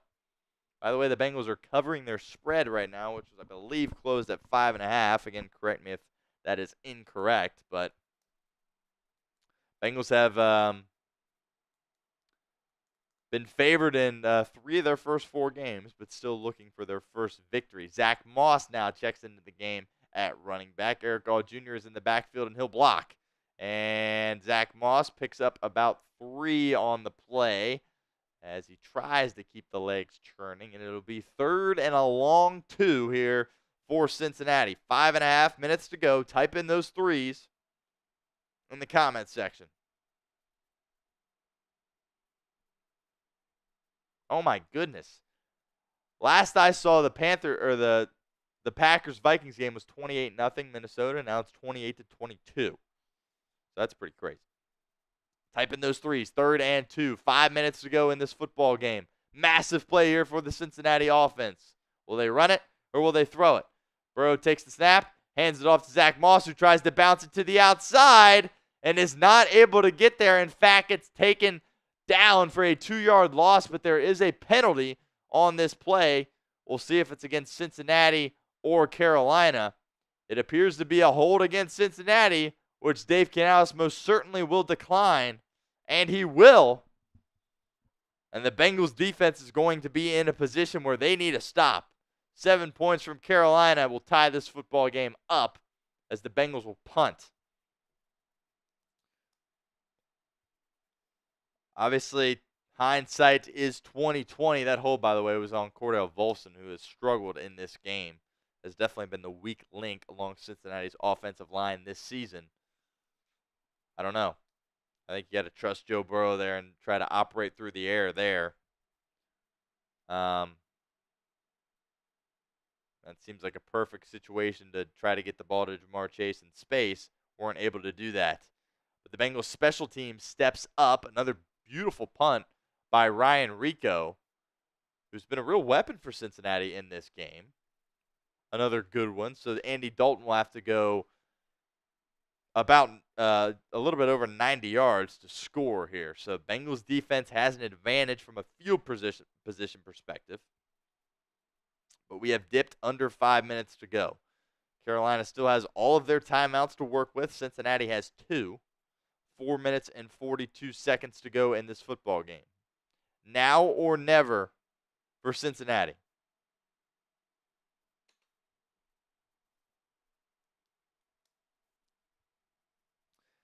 If you guys are just filing in, make sure you hit that thumbs up icon, like this video for us right now. We're 8 away from 400. And hit that sub button if you haven't done so already as well. Dalton takes the snap, firing over the middle. Pass is dropped again. This Panthers receiving core has really had some issues dropping the football today. That was a drop by Jonathan Mingo. And rookie Xavier Leggett has had 2 notable drops as well. All solid throws by Andy Dalton, hitting his guys right on the money. But his pass catchers are letting him down. You can tell in Dalton's face some significant frustration there. As yet another drop has his offense backed up. 2nd and 10 from their own 8-yard line. 4 seconds to go on the shot clock. Dalton takes the snap, firing over the middle. Great job by Jermaine Pratt getting his hand up to deflect that one. Beautiful play by the Bengals linebacker. 3rd and 10 coming up. Type in those threes. Great awareness. He just he looked like he might have was thinking about pressuring on that play as we take another look at this. He shows pressure and then sags off. And Andy Dalton thought he was coming the whole time. So outstanding play by Jermaine Pratt. Jermaine Pratt has really been one of the only bright spots on this Bengals defense this year. Great play by the veteran. 3rd and 10 coming up. Dalton running out of time, and he's just going to have to chuck this one away. Actually didn't try to throw it away. Tried to find his man Leggett down the sideline, but was not able to connect with him. It looked like to me he was just kind of throwing that football away. And he's really wearing his emotions on his sleeve right now. Andy Dalton just keeps looking up at the sky, kind of rolling his eyes at himself a little bit. No doubt frustrated in his receivers. They've, cost him with some drops here. But it feels like Andy Dalton's pressing a little too hard right now, which the Bengals put him in a position to win the game would probably be a good sign, given how he's handled that to this point. But Johnny Hekker will boot it from his own end zone. Bengals have another opportunity to put this game on ice with points. Charlie Jones calls for the fair catch out past his 35-yard line. We've got 4 minutes and 20 seconds to go in this game.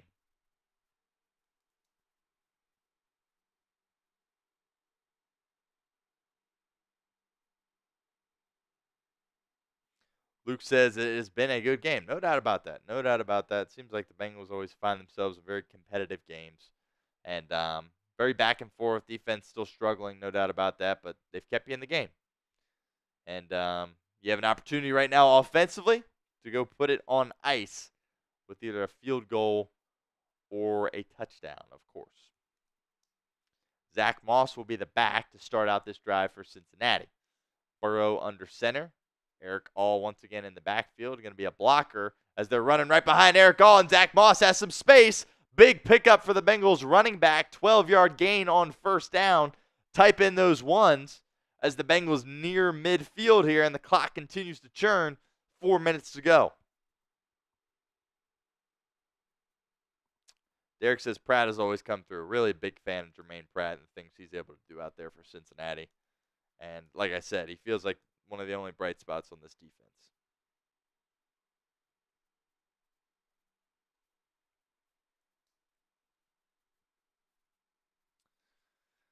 .344 to go in this game.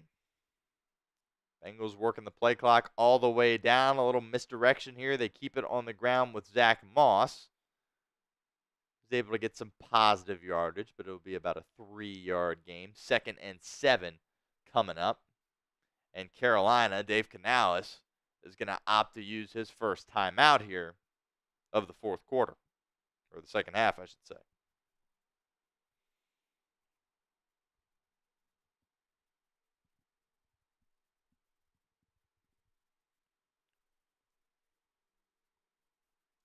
.335 remaining in this football game.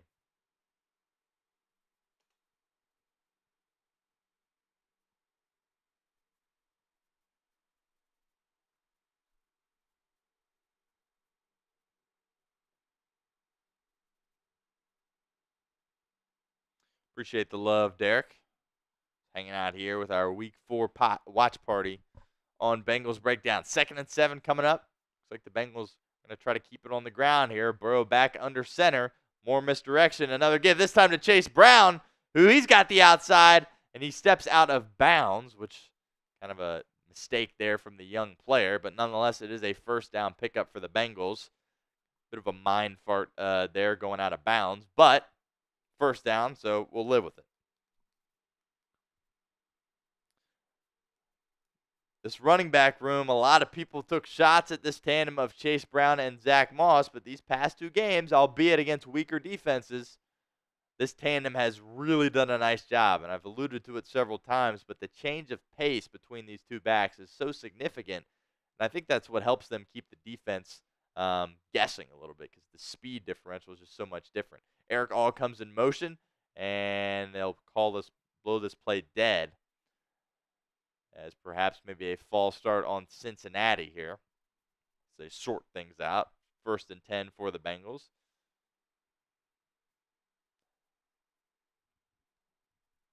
Zach Taylor kind of having a conversation here with the official. Not sure what that was. Looks like Zach Taylor used his 2nd timeout before that snap. So maybe Taylor saw something he didn't like. But the Bengals are now with 1 timeout to go in this game, holding on to a 7-point lead. But in Carolina territory here, looking to get that 2-score lead that would ultimately end this game for Cincinnati. Brandon Rocks is no better place to chill with Houday Nation than with Stone Shields. Appreciate that, Brandon. Appreciate your support. You are a real one. Have been with us here for a long time, so we appreciate you. 3 minutes, 28 seconds to go in this football game. Eric All serving as the fullback again. Chase Brown gets the carry. Picks up 3.5 yards there. Assume Dave Canales would use a 2nd timeout here. And he does. So 3:24 remaining in this football game. Keep hitting that sub button, folks. Inching our way towards 12,000. The goal today was to get to 11,500 on today's stream, and we have done that. So appreciate you guys helping us make that happen. But the journey to 12K starts right now. Also, give me a follow over on Twitter if you have not done so already. All of our Bengals Breakdown coverage content will be posted to my Twitter page, all of our videos, as well as my own personal thoughts and opinions. You'll find them there as well. At StoneShields_ on Twitter. Give me a follow. Would certainly appreciate that. All right, Burrow under center. 2nd and 7. 3 minutes, 24 seconds to go. Handoff once again to Chase Brown. Not a ton there. Picks up about 2 yards here. Will force Dave Canales into using his final timeout. No doubt about that. And the Bengals are going to be looking at a 3rd and 4 situation. What do you do if you're Zach Taylor here? Do you keep it on the ground? You certainly have had success on the ground this drive. But an opportunity where you can really ice this game. With Joe Burrow, I might think about throwing. But you are certainly well within Evan McPherson's field goal range. So certainly wouldn't surprise me if they opted to keep it on the ground here. 3 minutes, 17 seconds remaining. Bengals in search of victory number 1. Trying to get out of the month of September with at least 1 win.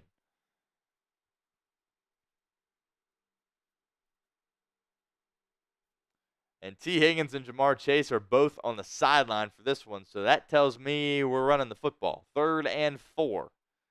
Eric All Jr. once again in at fullback. Burrow changing the play at the line of scrimmage.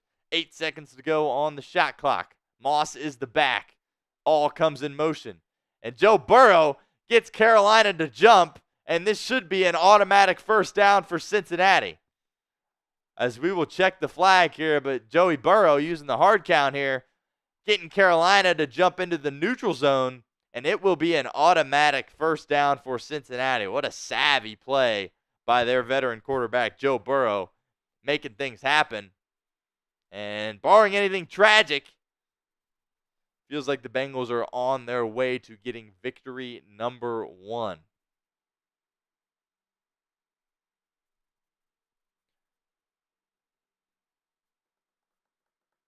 No doubt they'll keep it on the ground here. The give is to Moss. He's running towards his left side. Picks up 1 on the ground. Carolina can no longer stop the clock apart from the 2-minute warning. as we now dip under 3 minutes to go in this one. 2nd and 9 coming up. Fully expect Zach Taylor to keep it on the ground. And Trey Hendrickson is out with a neck injury. So certainly concerning that he wasn't moving that right arm at all as he was exiting the field. We'll keep an eye on him, and hopefully he is able to be all right going forward. But this is a neck injury for Hendrickson, and he is out for the remainder of this game. More misdirection. This time Moss is going to run to his right, and he's got some space and wisely slides down before going out of bounds. But we do have a penalty marker out, and this very well could be another hold on Cincinnati, and that will stop the clock as well. And it appears to be another hold on Cincinnati. They are showing Orlando Brown Jr., the Bengals left tackle, who has had an outstanding season to this point for Cincinnati, but appears to have done some holding there on that play.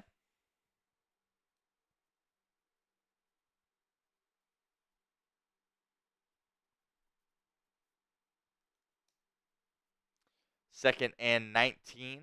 Don't think there's any reason to throw this football. Run this football once again and deal with a 3rd and long coming up after the 2-minute warning. Bengals have it at the Carolina 35-yard line. To keep it on the ground with Zach Moss. Pickup of about 3. So 3rd and 16 coming up. But this will take us to the 2-minute warning in Charlotte. Bengals 2 minutes away from securing their first win of 2024. Just trying to get that monkey off their back so then they can move forward with their season and try to gain a little bit of momentum here.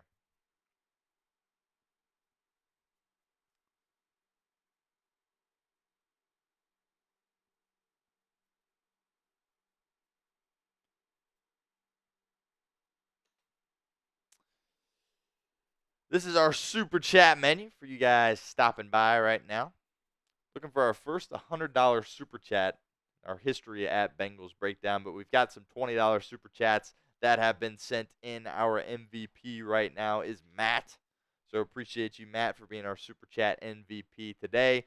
$10 gets you into our Jungle Club here at Bengals Breakdown.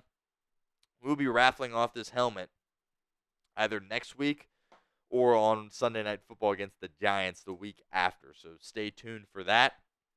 Going to be raffling that off to a member of our Jungle Club here at Bengals Breakdown. And yeah, that is our super chat menu for today.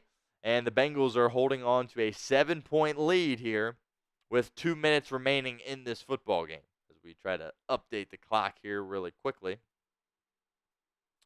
Appreciate you guys bearing with me throughout today's edition of Bengals Breakdown, doing some solo producing. So trying to do multiple things here at once. So we got that clock updated there. 2 minutes to go in this game. Matt Mosley says, I'm calling it now. McPherson's going to miss the field goal. Panthers score a touchdown, go for 2, and get it. I love the Bengals, but they will lose 32-31, unfortunately. Well, Matt, luckily for us, that's not going to happen. I appreciate you speaking your heart. That you believe that that's what's going to transpire here. And I understand the concern that you would have given what this team has done throughout the course of a couple of weeks. But feel good about where the Bengals are at. But they're by no means out of the woods yet. Here with 2 minutes to go, searching for some points here to go up 2 scores. But it does very much look like an Evan McPherson field goal attempt is on the way. You're in a situation coming up here where it's 3rd and 16. Panthers are out of timeouts. Really wouldn't make any sense to throw the football in that situation. I think you run it, use as much time as you can, then you burn your last timeout and send Evan McPherson out there to ultimately go up 10 points. I think that's really the plan right now. But it is 3rd and 16. Burrow is under center, and Chase Brown is the running back as Eric All comes in motion. Some more misdirection. They'll keep it on the ground with Brown, And he gets his way past the Carolina 30, tackled on the play by former Bengal Nick Scott. And it'll be about a 45-yard field goal, I believe, for Evan McPherson. And you can expect Zach Taylor to call a timeout here once the play clock gets down to 0. He's not going to pull a Mike McCarthy and rush his kicker out there and not use his timeout. He has a timeout, so he's like, oh, I'm going to use this timeout. And I'm not going to rush my kicker out on the field. If you guys watched Thursday night's game, not exactly sure what Mike McCarthy was thinking. But if you had the Giants spread, it certainly worked out for you. Taylor calls his timeout, a minute 15 to go. 4th and 12 situation for Cincinnati. And looks like we are an Evan McPherson field goal away from essentially becoming 1-3 on the season. Is Money Mac going to be able to deliver for this football team? Again, minute 17 seconds to go in this game. Evan McPherson getting ready to attempt a field goal that will extend this lead for Cincinnati to 10 points.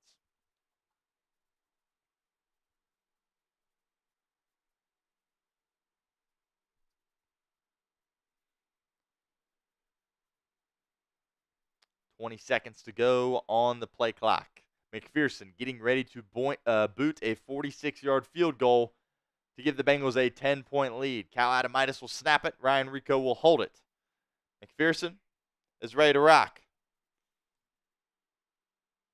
The snap from Adamitis, the hold from Rico, the kick from McPherson is right down the middle, and Cincinnati takes a 10-point lead, and the Bengals are on the verge of securing their first victory of 2024.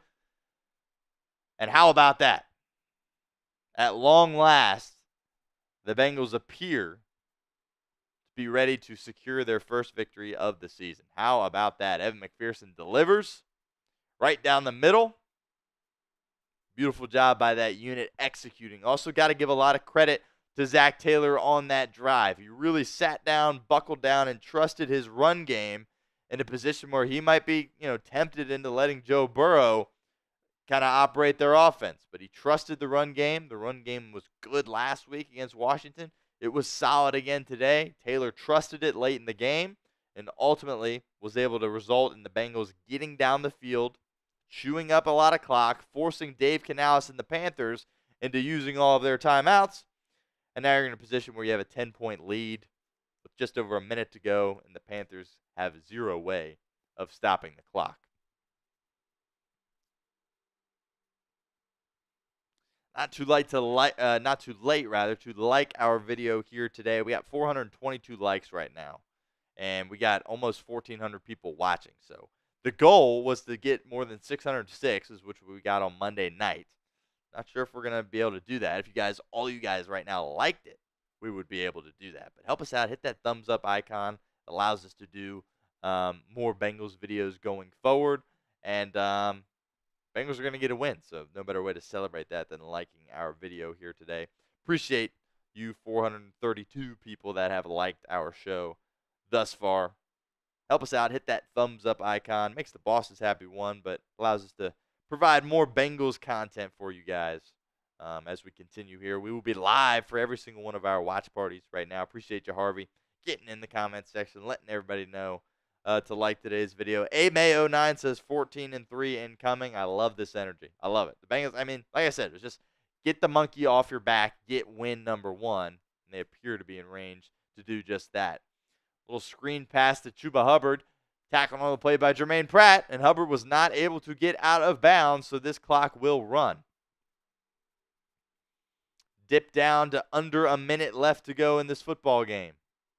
2nd and 9 for the Panthers, and they need to be showing a little bit more urgency than what they are doing because they're just kind of moseying around out there. Dalton takes the snap. Bengals bring 4 over the middle. Short pickup for Xavier Leggett. He's still on his feet, works his way towards midfield, but doesn't get out of bounds. And feels like Dalton, really, they're just padding stats right now. I don't really feel like they have any chance to win this football game. 28 seconds to go on the play clock. Dalton firing, and he just short arms one to Xavier Leggett. Not a good ball there by Dalton. Matt says, finally, we are getting a win. Finally, Matt. Appreciate your super chat here today, Matt. Means a lot here at Bengals Breakdown.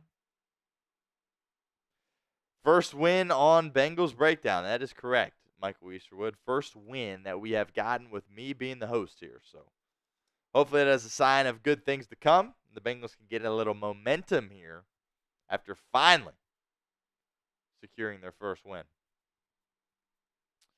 Dalton in the shotgun, takes the snap. Bengals again bring 4. Dalton just dumps it off yet again to Chuba Hubbard. There's a chance that was the last play of the game here. 15 seconds to go on the play clock. Looks like Andy Dalton trying to run one more play here. I would think about spiking it and throwing a Hail Mary, but instead they'll snap it with 6 seconds left. Dalton looking, rolling to his right, and he's probably just going to chuck this one up. Instead, he runs out of bounds as time expires, and that will do it. The Bengals avoid an 0-4 start, secure a victory on the road against Andy Dalton and the Carolina Panthers, a game in which Dalton was trying to get another victory against his former team, but the Bengals prevent that from happening, secure a win on the road. And I think everybody in Cincinnati now can take a deep breath here. Bengals get win number 1 out of the way, plenty to clean up. No doubt about that. We'll cover all that with our instant reaction video, so make sure you guys stay tuned for that. That'll be out as soon as possible. But overall, it was good enough to win the football game, and that's what the Bengals needed to do. Talked in the pregame show that Joe Burrow needed to find a way to win. I didn't want him to just have this great game where they lost. No, it was on him today to go out there and win this football game for his team. And as we update that score, by the way, the Bengals did not update that after the McPherson field goal. Bengals win by a score of 34-24. And, boy, that feels good. Hope you guys enjoyed that victory for Cincinnati. I know there's been a lot of frustration, a lot of negativity surrounding the team over the past few weeks, but got the first one off their back. We'll check on what Pittsburgh is doing right now. If they were able to win or lose, I'm not sure what happened in that game. A Pittsburgh loss would certainly make things look good as far as the AFC North battle goes, as we take a look here. And the Pittsburgh Steelers did lose by a score of 27-24 against the Indianapolis Colts. So that right there is absolutely massive. And the Bengals are just a couple of games behind now. 1-3 is how they start off in 2024. And, Desert Ranger Jesus, Steelers lost. So that is certainly good news. Michael Easterwood says, that was a fun watch party. Stone is a great host. Michael, you're the man. I appreciate you. Appreciate all you guys bearing with me here as we solo produce here on today's show, which that's probably something that we're going to have to do a lot going forward. And that's all right. We'll get better at it as we continue. But great watch party nonetheless. And hopefully this can mean good things for the Bengals in the future. But the Bengals win by a score of 34-24. Matt, shout out to you for being our Super Chat MVP here on today's show. I owe you a Skyline chili shot. Sorry about that we were not able to execute that. At a later point, we'll be able to do that for you, Matt. And appreciate everyone that Super Chatted on today's show. Makes us happy here at Bengals Breakdown. Makes the bosses happy. Same with all the other metrics that we are shooting for here on Bengals Breakdown. But that'll do it for our watch party coverage here at Bengals Breakdown. Once again, I have been your host, Stone Shields. Appreciate you all for locking in with us and helping the Bengals secure their first victory of 2024. The Bengals win by a score of 34-24. We will be back live on our channel next week as the Bengals get ready to take on the Baltimore Ravens at home. But make sure you are on the lookout for our instant reaction video that will be out as quickly as possible. But thanks so much again for locking in with us here on Bengals Breakdown. Until then, take care, everybody.